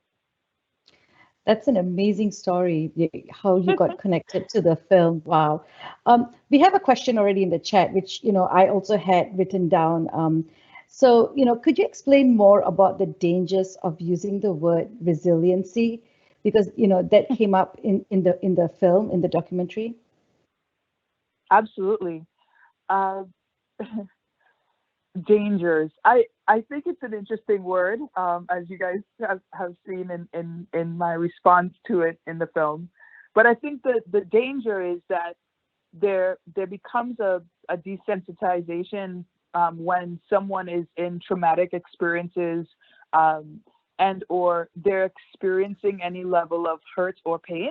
When you slap a label onto them, in particular a label like being resilient, or that they are resilient, it implies as though they will make it out, they can make it through, they don't need services. You know, it kind of, again, desensitizes you from what they are experiencing. And I often feel like the word resilient is more of a verb. It's something that you actively choose to do and kind of be present with in your choices in every moment of every day. So again, for me, in my particular life and my journey that I've had so far, there have been moments where I could have definitely been like knocked down, knocked out, and said, you know, I'll just kind of go with the current, versus I'm going to take a moment, take stock of where I am, and remain in the driver's seat, continue to kind of be that captain of my own ship, you know, and that is resilience to me. It's about being able to say, this is what's happening. Again, this is the current, but I'm not going to go with it. I'm going to chart my own course. Okay, that was a really good, inspiring response for me. How do you, moving on to the next one, how do you think early ACE screening would help in early childhood intervention? Great question. I think that the younger a child has had an opportunity to not only express what they've seen, but more importantly, to be heard and listened to about what they're experiencing or have experienced, it gives an opportunity for, again, support services, wraparound services to be presented to not only the child, but maybe possibly to that family. I think that one of the biggest challenges with the ACE study is, you know, if you take that study, as oftentimes in conferences I've done, for example, social workers will take the study, then they see the film, and then they identify with, oh, maybe that's why I went into social work, or oh, that's why I'm so compelled in such a way. Maybe it was a family member, or maybe a neighbor, a close family friend, and they had experiences, maybe not directly where they saw trauma, but maybe they even just were kind of in the vicinity of it. And it impacted their life in such a ripple effect way that maybe they went into, again, a specific field like social work. In a case like that, imagine if that was identified early on, maybe in, that pre-adolescence, maybe even adolescent stage, and they were able to kind of work through and process through some of those experiences. And then again, make choices based on, okay, now that I've worked through or analyzed or processed these things, again, I can, maybe choose a different path or stay on the same path, but maybe, go into administration instead of being a direct care service worker. Do you know what I mean? So again, Yes. the earlier you're able to intervene, to do intervention, the quicker it would be to prevent, not only prevent rather, but to provide wraparound services. Yeah, and I like the fact that you're talking about, providing intervention from a more structural level as well. So that's interesting that you mentioned that. I want to circle back to the earlier question on resilience, because we have a follow-up question, Daniela. What would you say to the use, what word would you use instead of resilient, as it is a frequent word used in social work practice? Right. Good question. I've had a chance to think about the word I would prefer. Not that you guys will change your entire doctrine based on it, but I would say grit is probably closer to, again, the daily active living of resilience, if you will, in one's life choices. So again, there's something about that embodiment of grit and kind of saying, I'm going to make it no matter what. So you're sort of including resilience, but also your hard work, right? That's where you're coming from. Right. The active use of, exactly. Mm-hmm. Oh, great. So we have another question here. Giovannia says, hi, Daniela. I really love how you were able to overcome your hardships. Who and what are and were your motivations? That's a question. Who are my motivations? I've always been an avid reader.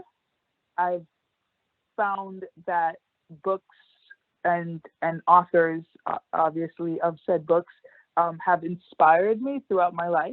As a young child, I actually read National Geographic and kind of took myself out of situations, literally, through those magazines. And I would say they inspired me to see beyond the four walls I was in any given moment.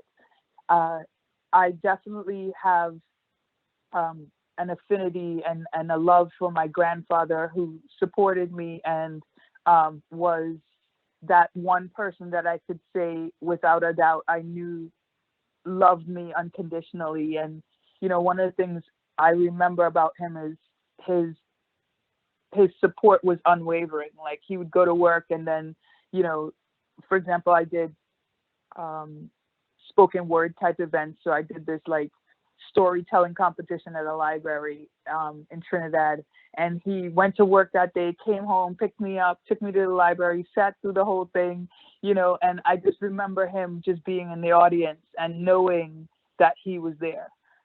So I do have him as kind of that one kind of strong, positive anchor.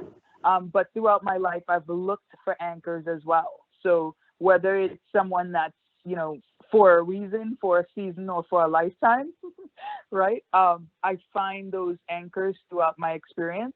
And I also find that even if it's someone that I haven't had the most positive experiences with, I try to look for what's the lesson to have been learned through that experience with them. So what's the lesson, maybe what's one thing that they taught me, and or again, what maybe one quote or something that I could take away from that time together.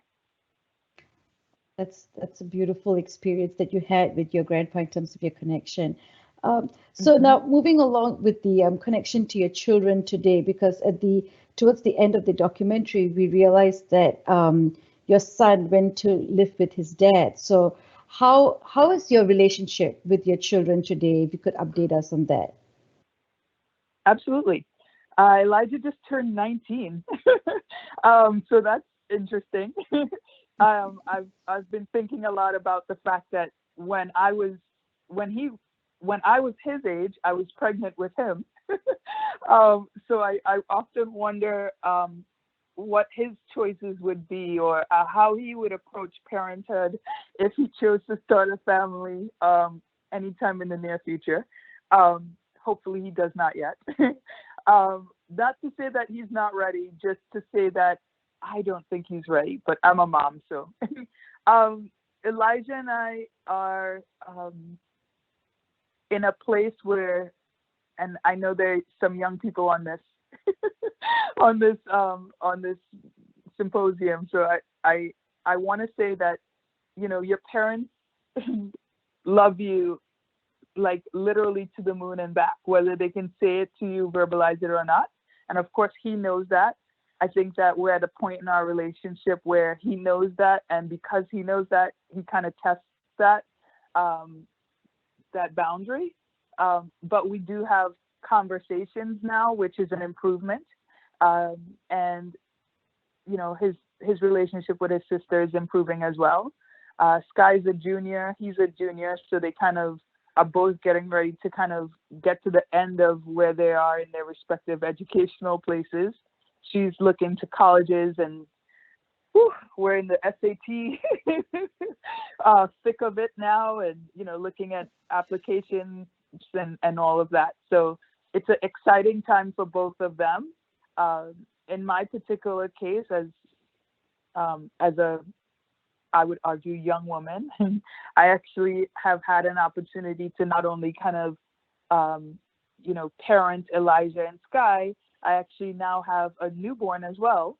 I started a relationship with my partner, and he and I have grown tremendously.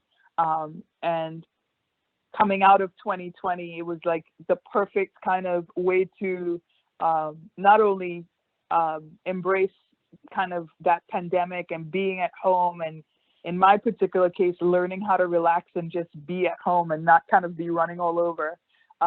It was an opportunity for us to decide to start planning our family. So we have a newborn as well. So if you hear him in the background, everyone, that's that's me, not you. But so in terms of children, I'm in a place now where I'm starting that process again. Congratulations on the newborn.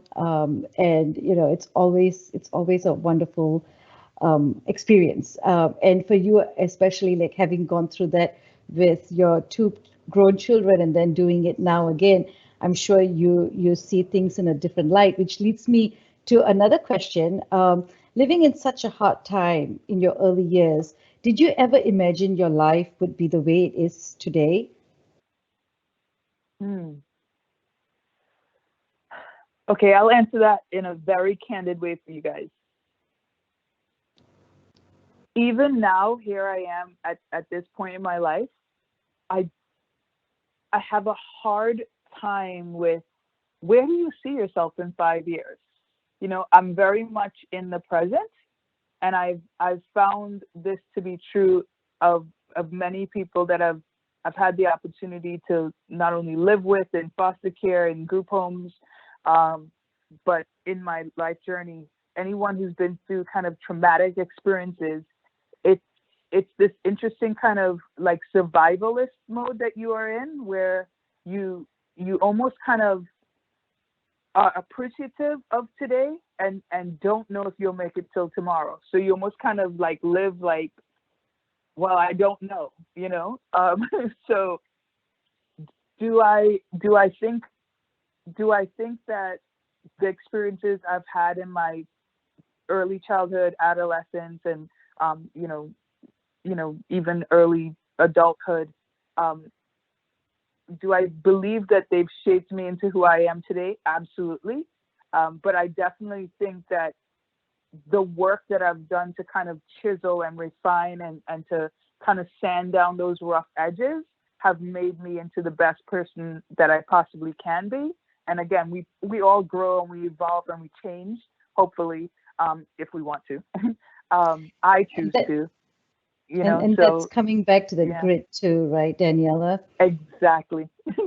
Exactly. That's my takeaway phrase for today. My takeaway word for today.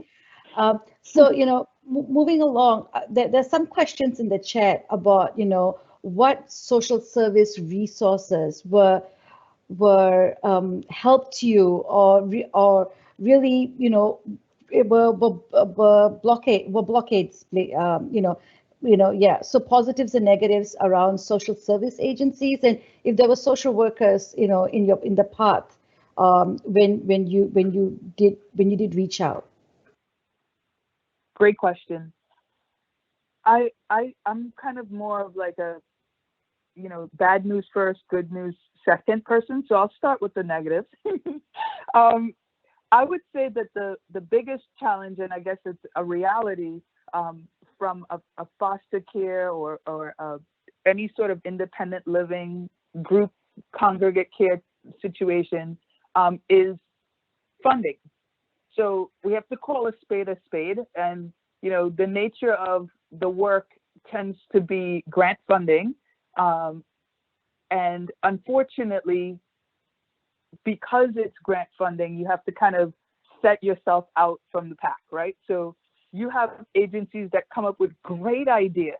Whether or not they actually ever implement them is another story. But let's say they come up with great ideas and they write this grant and they get the funding, you know, the question then becomes, why don't we find a way to make it a universal policy across the board, right? So why don't we make this into a federal policy in order for everyone who's in foster care in this country to have access to these great, you know, programs?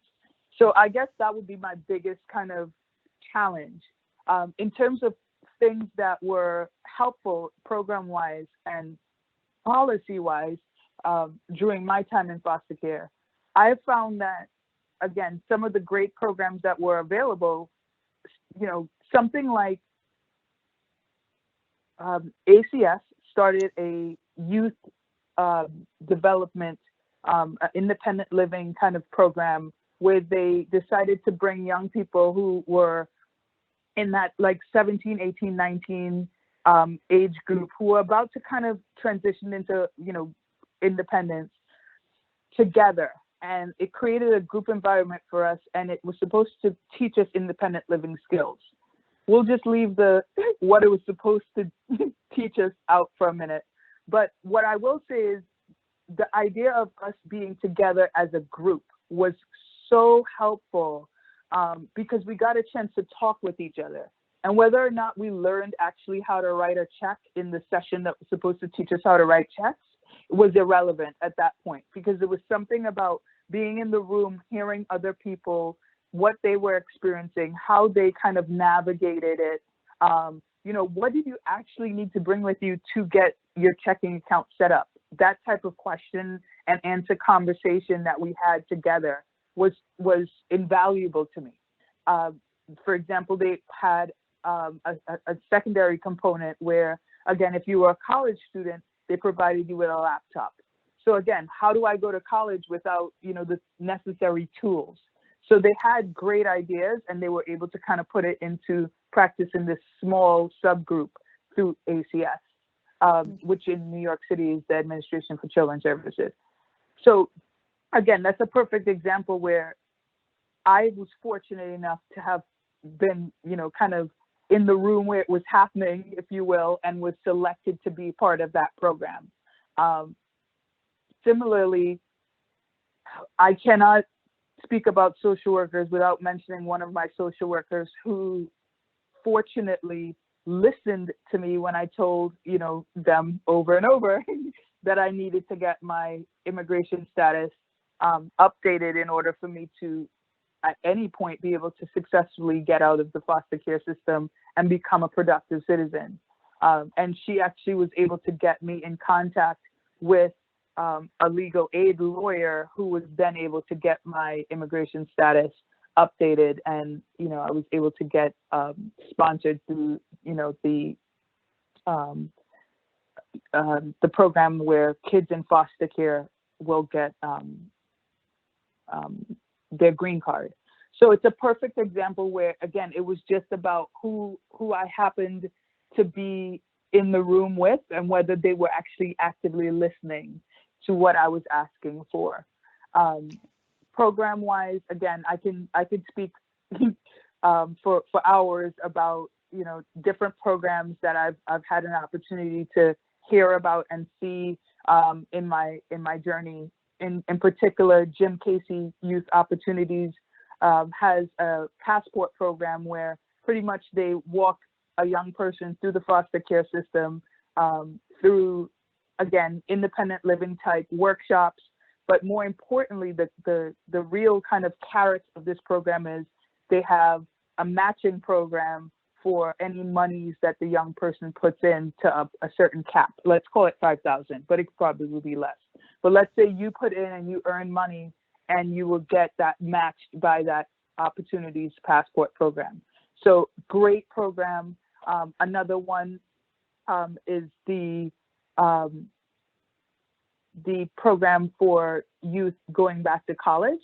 What is the name of that? I have to think about it a minute. But there's a program where they will give you scholarships, and the scholarship not only is for young people, 16, 18, 20, they will cover you as long as you've been a foster care youth. So it's another great opportunity to kind of say, all right, as long as you've been in foster care and you've had this shared experience, you definitely will have an opportunity to take part in this. Orphan Foundation of America is the organization. And then last but not least, I'm very excited because, again, I get to kind of keep my ear to the ground in what's happening now.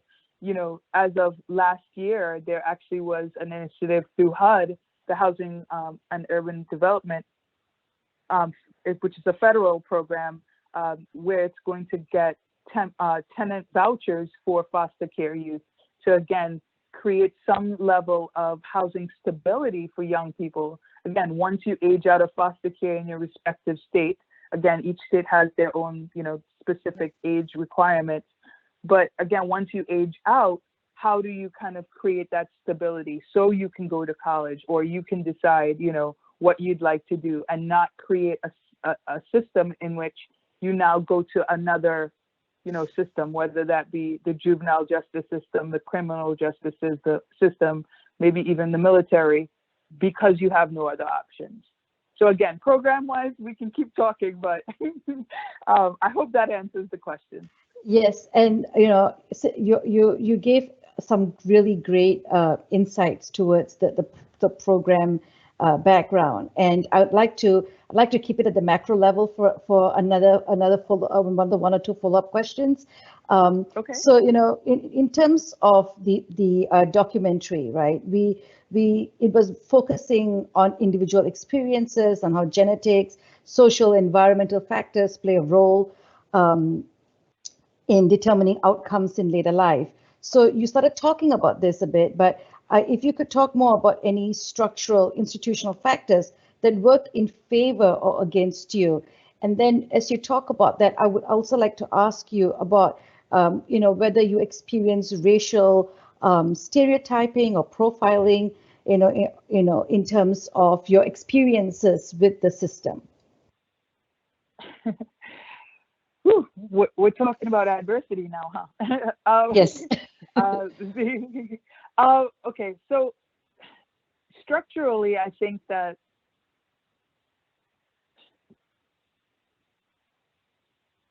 one of one of the biggest things is seeing those challenges and not allowing them to be internalized, to not take them as a referendum on yourself or internalize other people's stuff, right? Other people's projections onto you. And I say that, and I'm answering it in such a way because, for example, you know, in the first film I did, we got to a point, Visna and I, where we needed to apply for public assistance. And we needed to apply for weeks. And he was very adamant that, you know, he didn't want to accept help from a system.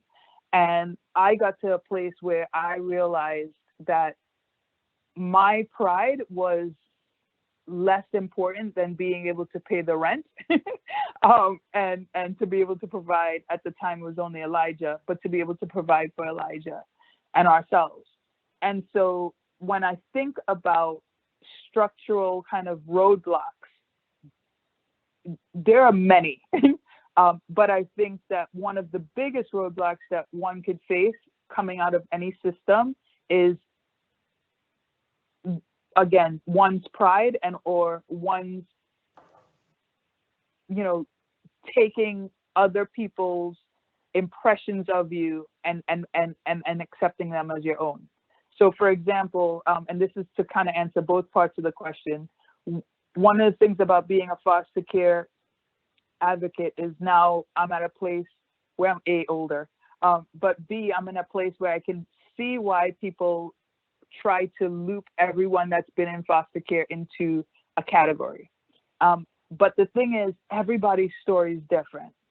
No two people in foster care have had the same experience.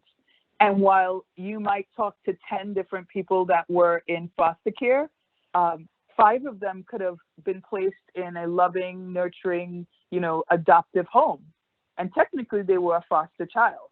But the other 5 could have been in congregate care situations, or maybe they were moved from group home to group home or from foster home to foster home, right?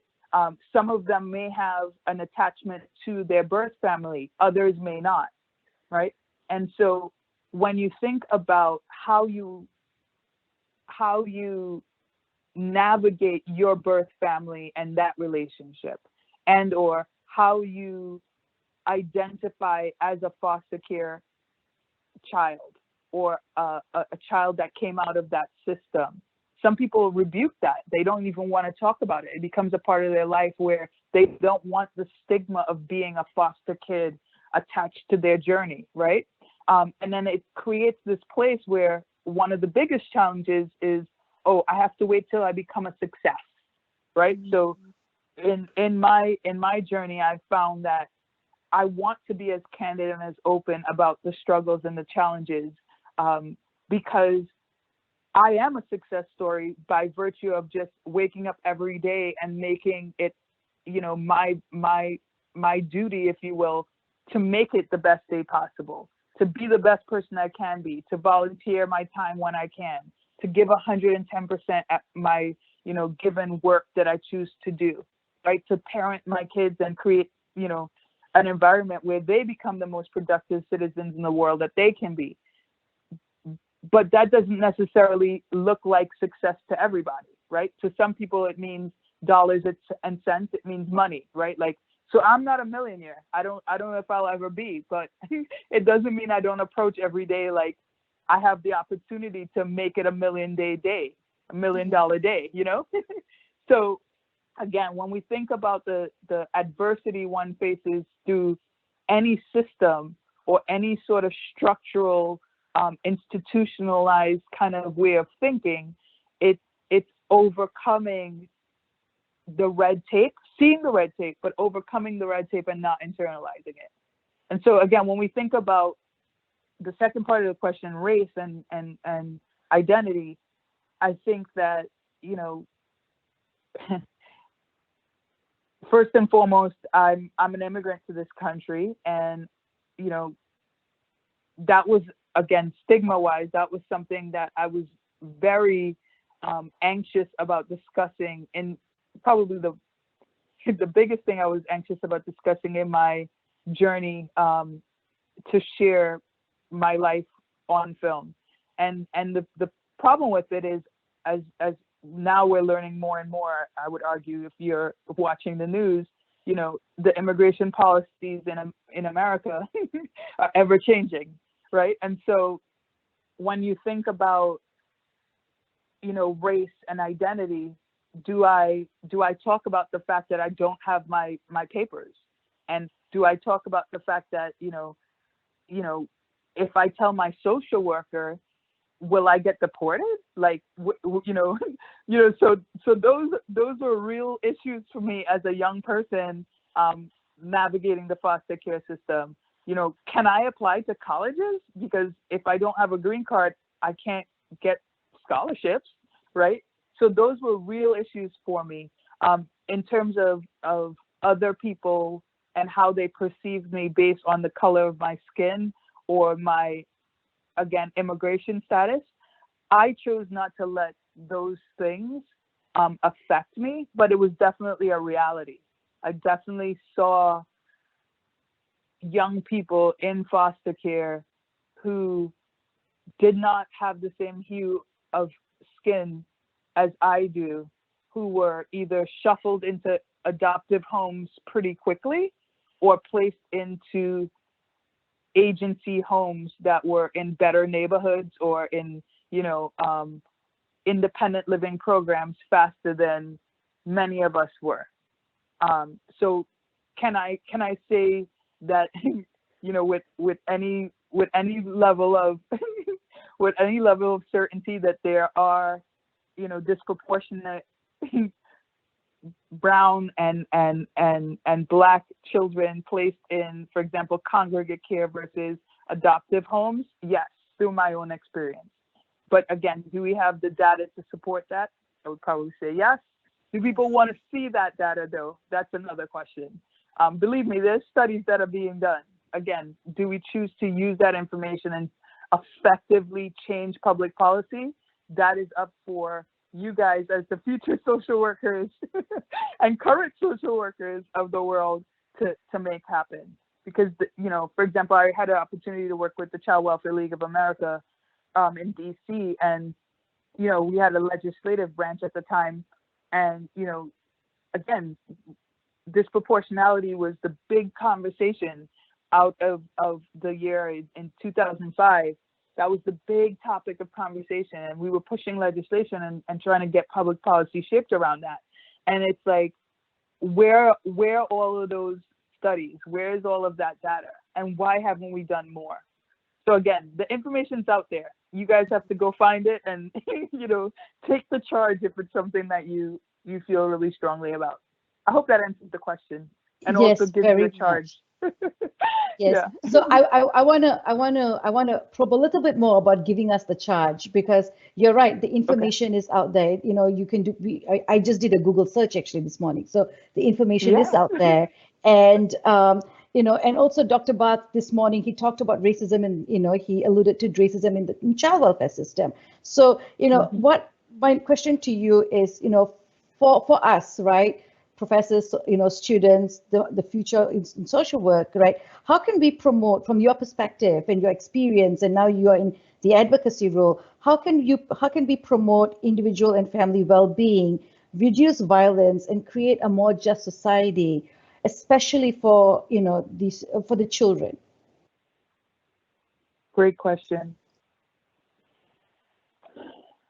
I would say to promote child welfare, and really, I would say family, you know, healthy family units, starts with kind of, what does that look like, right? So it's almost like taking a moment to dream, right? What would, in an ideal world, what would the child welfare system look like? And I've had an opportunity to dream about this dream.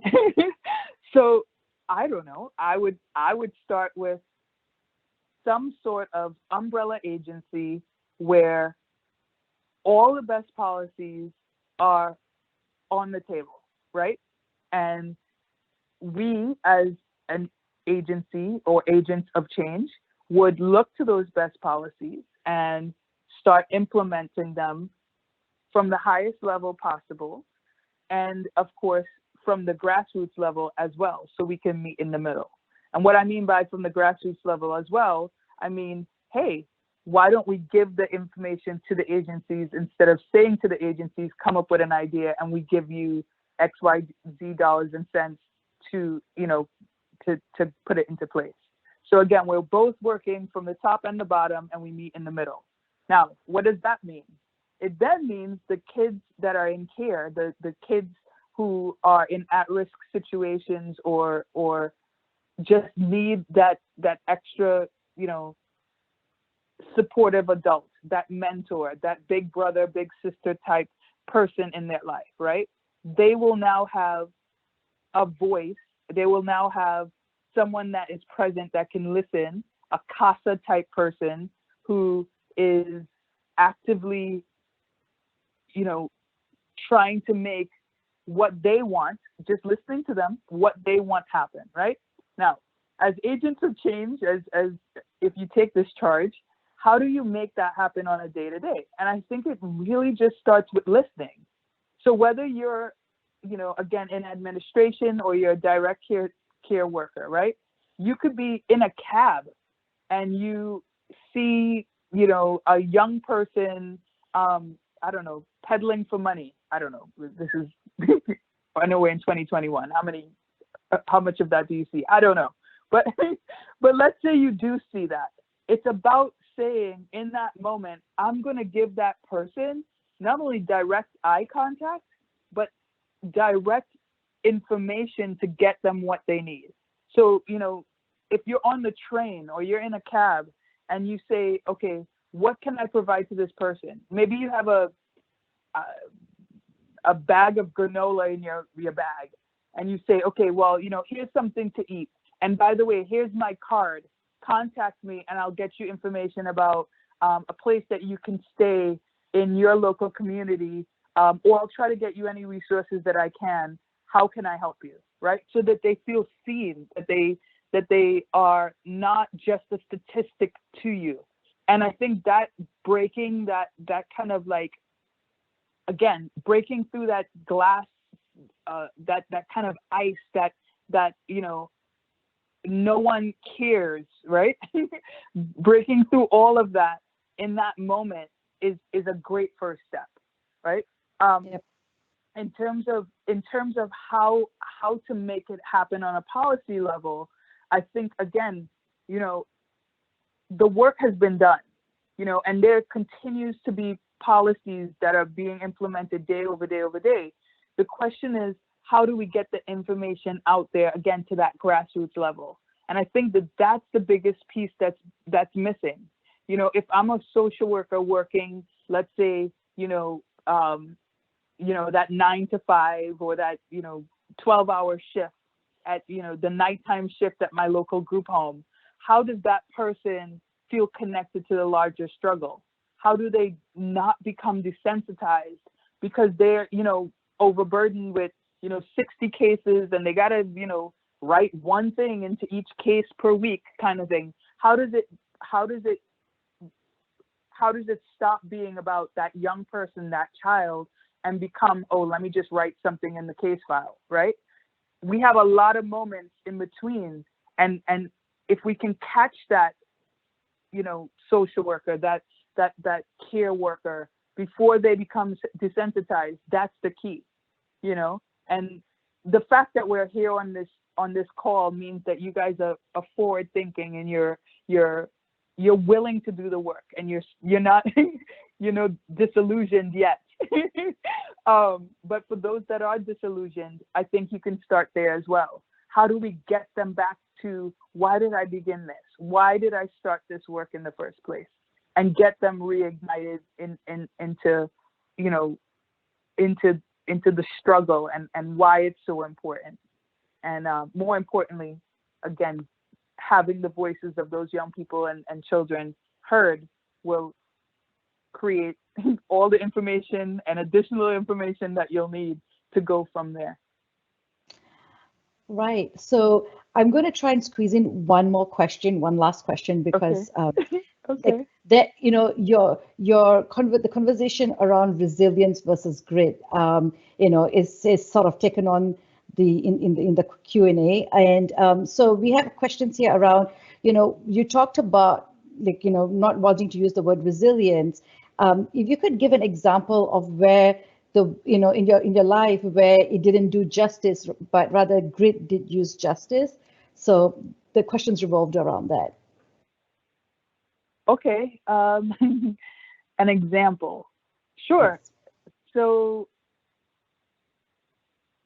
being a young mom, at the time, again, pregnant with my son, and being in a maternity shelter for girls in foster care, to say I was resilient would be something that my social workers would say, just based on reading my case file, right? So having seen what I've been through in my life up until that point. And for example, my advocating for an independent living foster home situation where, again, at the time, ACS was doing independent living like apartments where they would place a young person in there, and of course your social worker would come visit, but in essence it was an opportunity for you to learn how to live on your own. So their labeling me resilient might have made me, for example, honestly a little complacent, like, okay, well, I've got this. Or it could have made me feel like I don't have to work as hard, or I don't have to try because, I've got the it quality, right? I've got the thing that I need in order to make it. But I was acutely aware that it wasn't enough to say, oh, you're resilient, you'll make it, or having this kind of like bravado that somehow nothing else was going to happen, that somehow I couldn't get, off track, if you will, that somehow because I was in college and because I was intelligent, that life wouldn't give me another kind of, storm, and that I would not have, the potential to be knocked off course.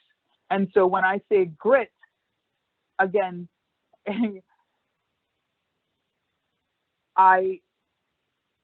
I was not only acutely aware, but I was given storms continuously, even while I was living in that situation. So, I was pregnant with my son, as I said to you guys. I was working in the summertime. I was going to school. It was around that time that my uncle was actually paying my college tuition. And he then decided that he wasn't going to pay my tuition for the upcoming spring semester. So I was working off the books jobs, yes, waitressing, to save money for the spring semester. So it's a perfect example where I could have said, oh, I'm resilient, I'll make this work, it will all happen. Somehow it would be kind of like this hands-off kind of, it is written kind of thing, versus the grit that I needed to say, listen, there's no guarantees, you've got to make this happen. And more importantly, you will make this happen. And so I did. I kept going.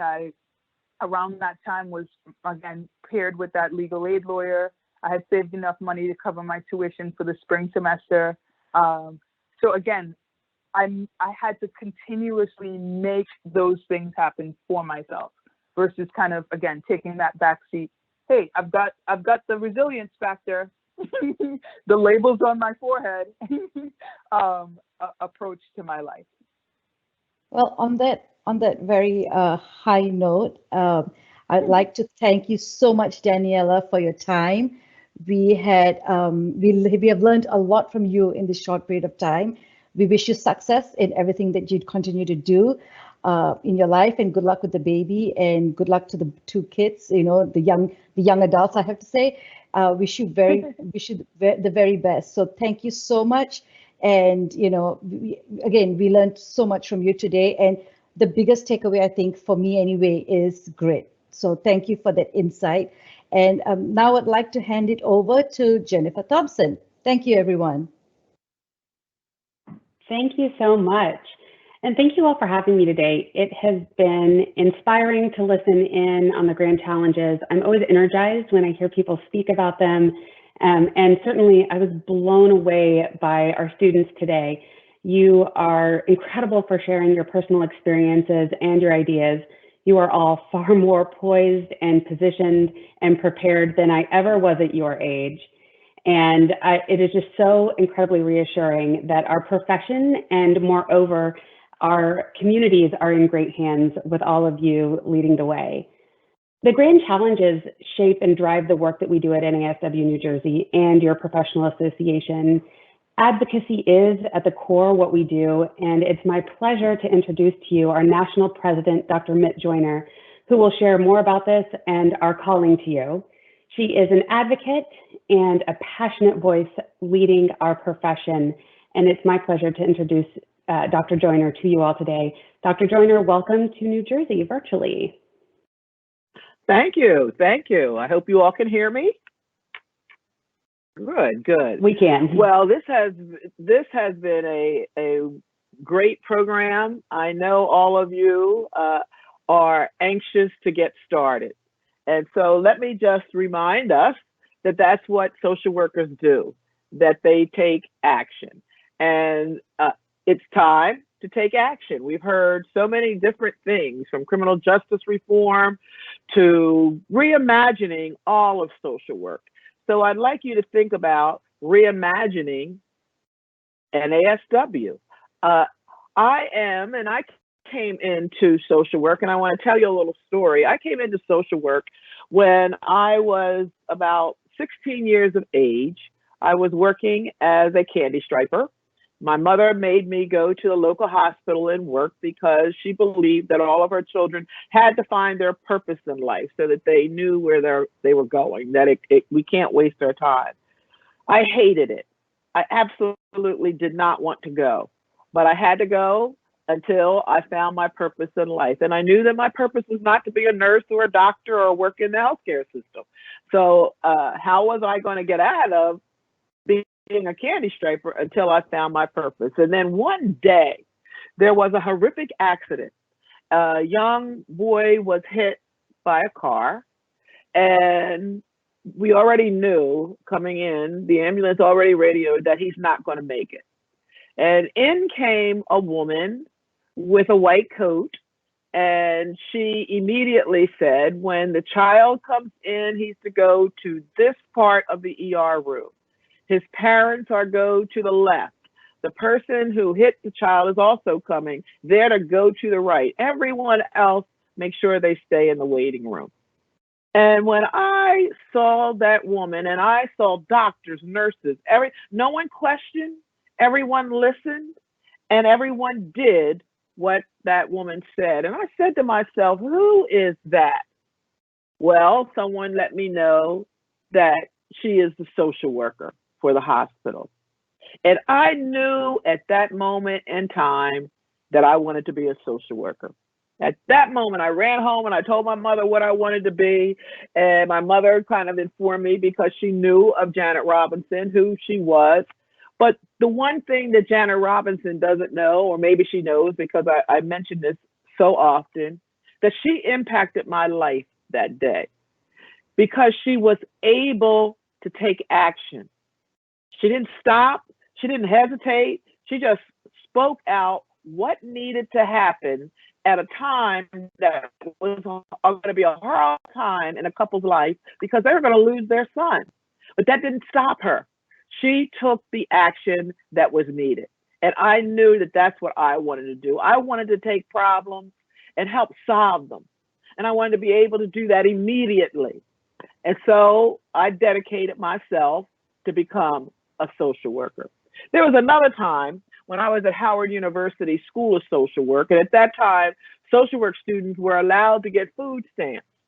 And so I went to the food stamp office early in the morning because the office opened officially at 9 o'clock for those that needed their services, but you had to line up at about 7, 8 o'clock in the morning in order, because they only took so many people a day.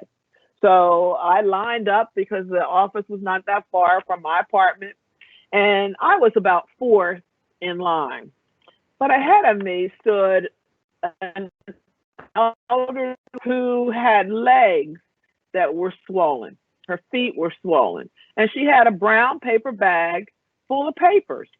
And so, you know, you watch behind, and this was when the system, and I want to talk about that in a minute, when the system did this horrible thing where you watched the social workers inside and they had their cup of coffee and they were laughing and eating donuts, but the door was locked. You were not going to get in till 9 o'clock.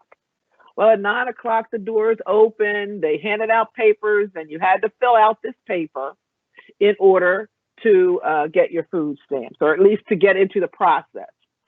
So as I was standing there filling out the paper, the lady ahead of me said to one of the, I don't know if it was a woman, "I can't read. I can't fill this out."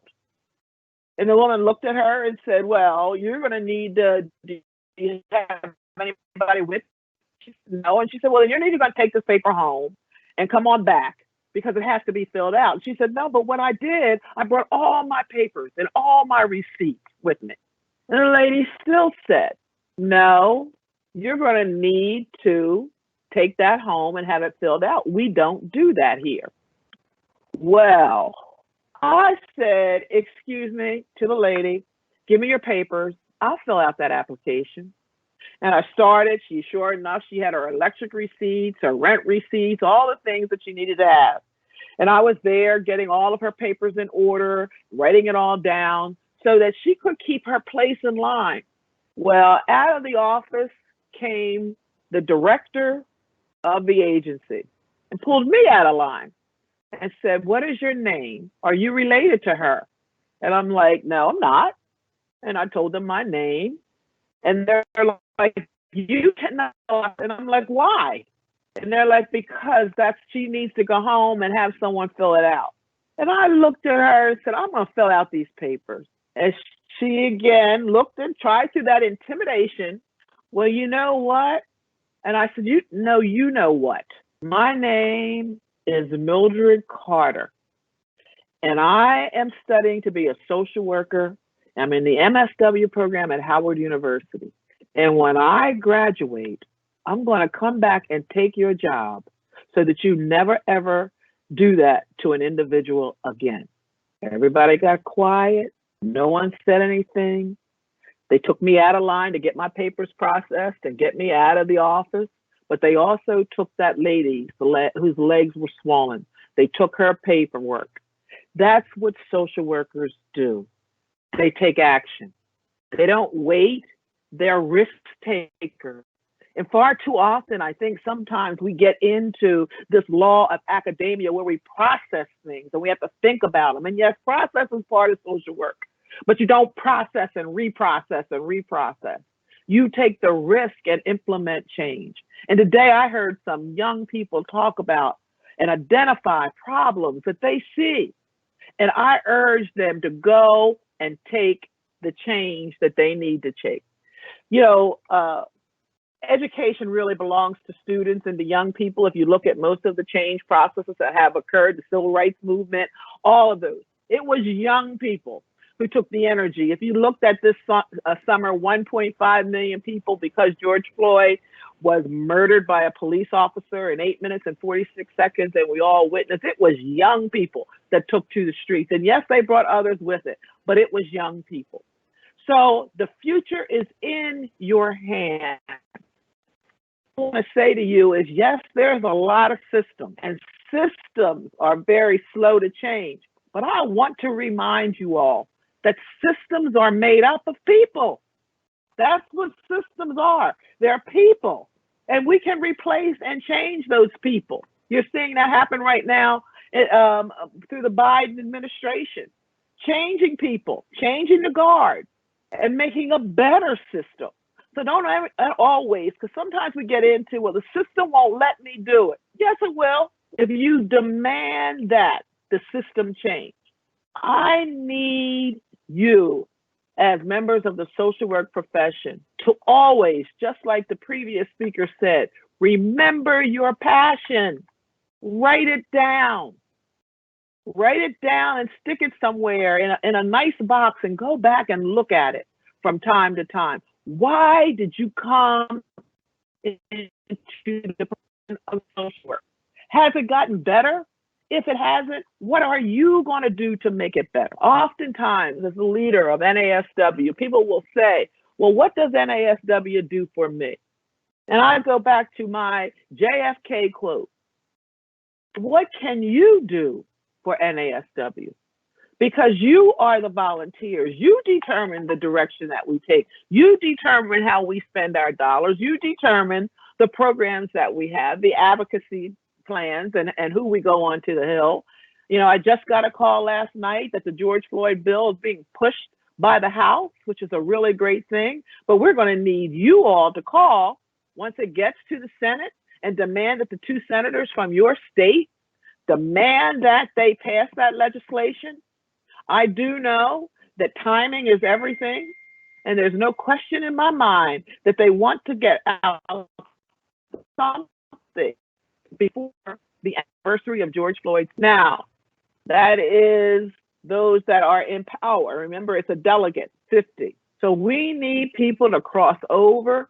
We need people to not always fall on line with whether you are blue or red. I'm tired of blue and red. I'm tired of hearing that jargon, because the real reality is this country belongs to all Americans, and that equity is for all Americans.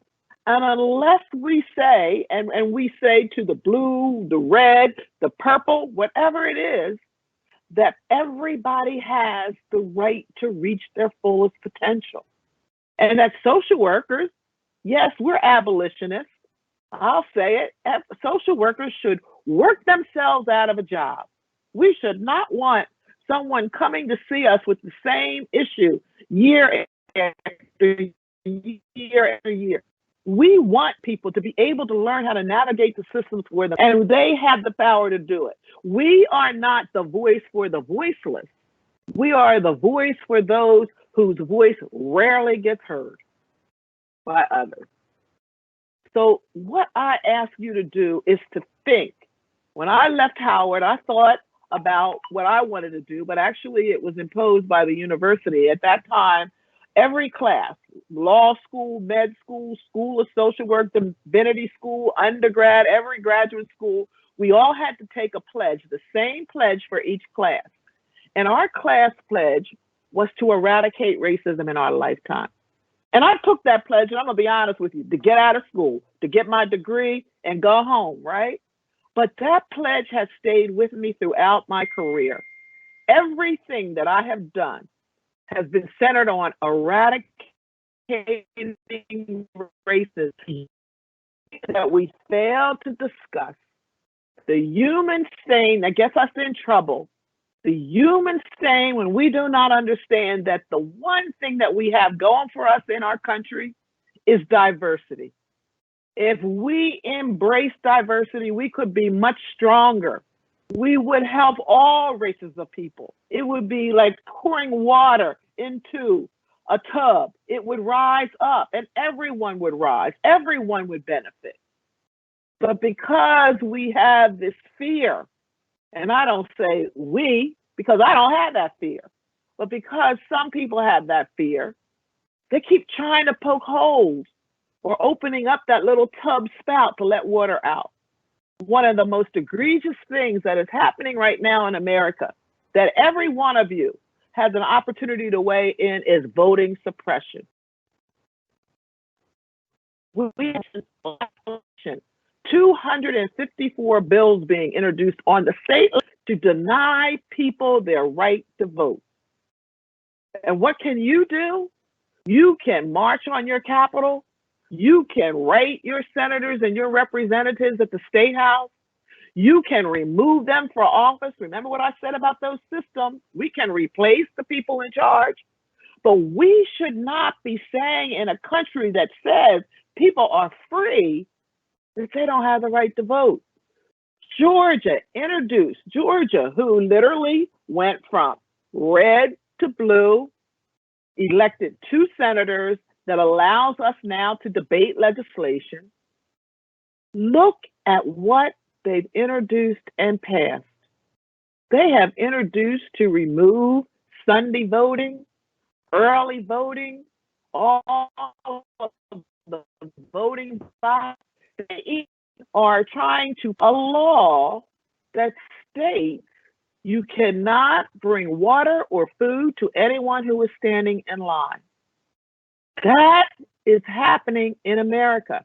Now go back and revisit the civil rights years when the Mississippi summer projects would go down. They would take students from the north down south to register people to vote. And think about what these individuals did. Many of them, some of them died, but they got onto a bus every summer and they went down south and they went to register people to vote. And sometimes they found out that this means test that they gave everybody denied people of voting. The mean test was most white voters, is all they had to do was to sign their name and they were eligible to vote. African American voters had to do an algebra test. Had to do, if they didn't pass that, they couldn't vote. That's happening in America right now, today, at your state houses. Social work so proudly goes into every state house every year during Social Work Month.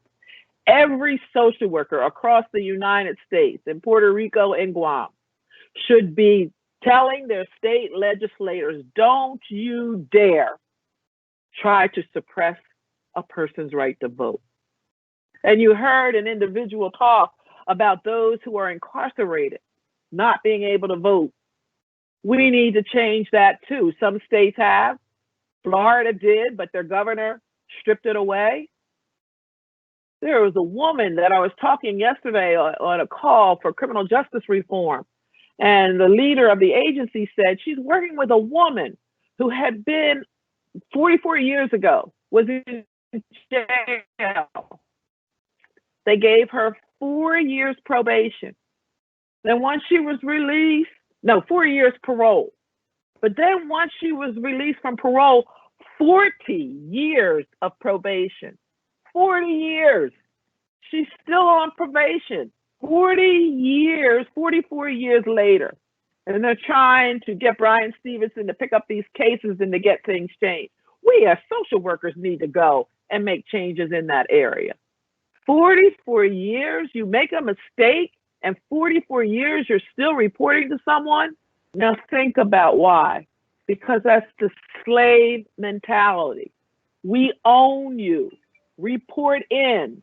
Do what we say to do. Make one mistake and you can go back inside. We can't do that to people anymore.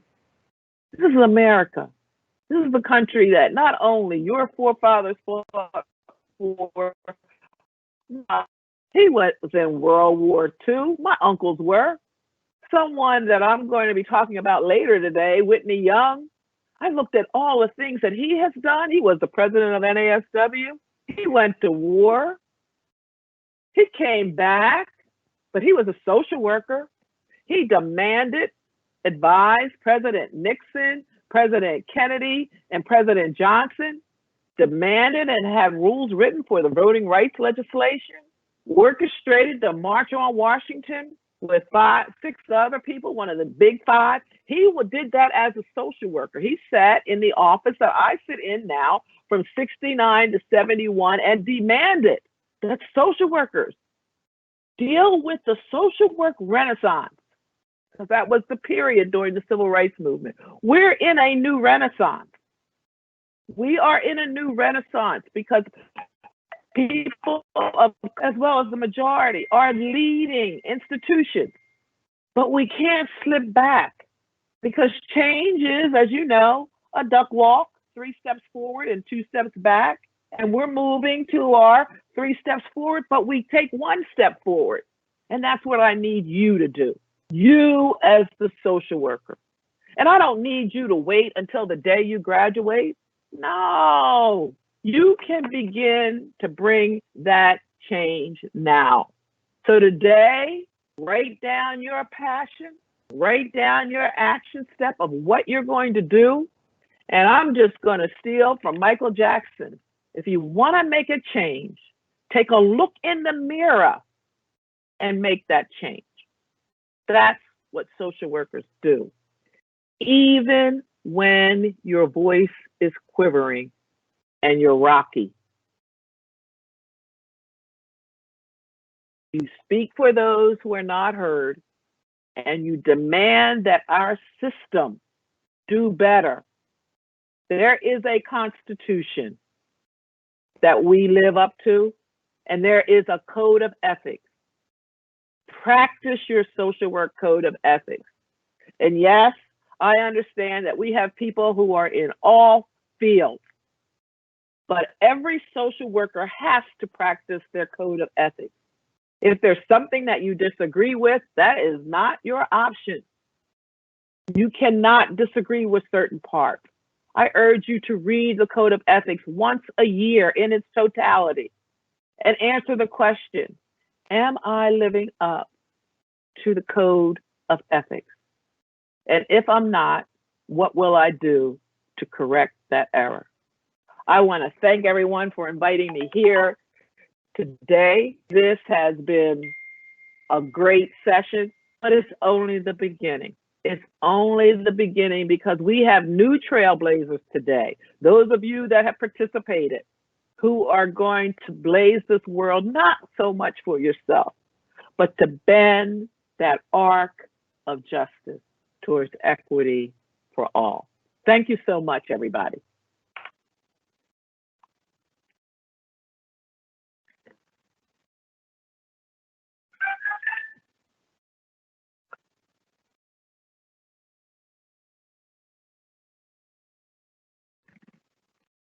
Hello, everyone.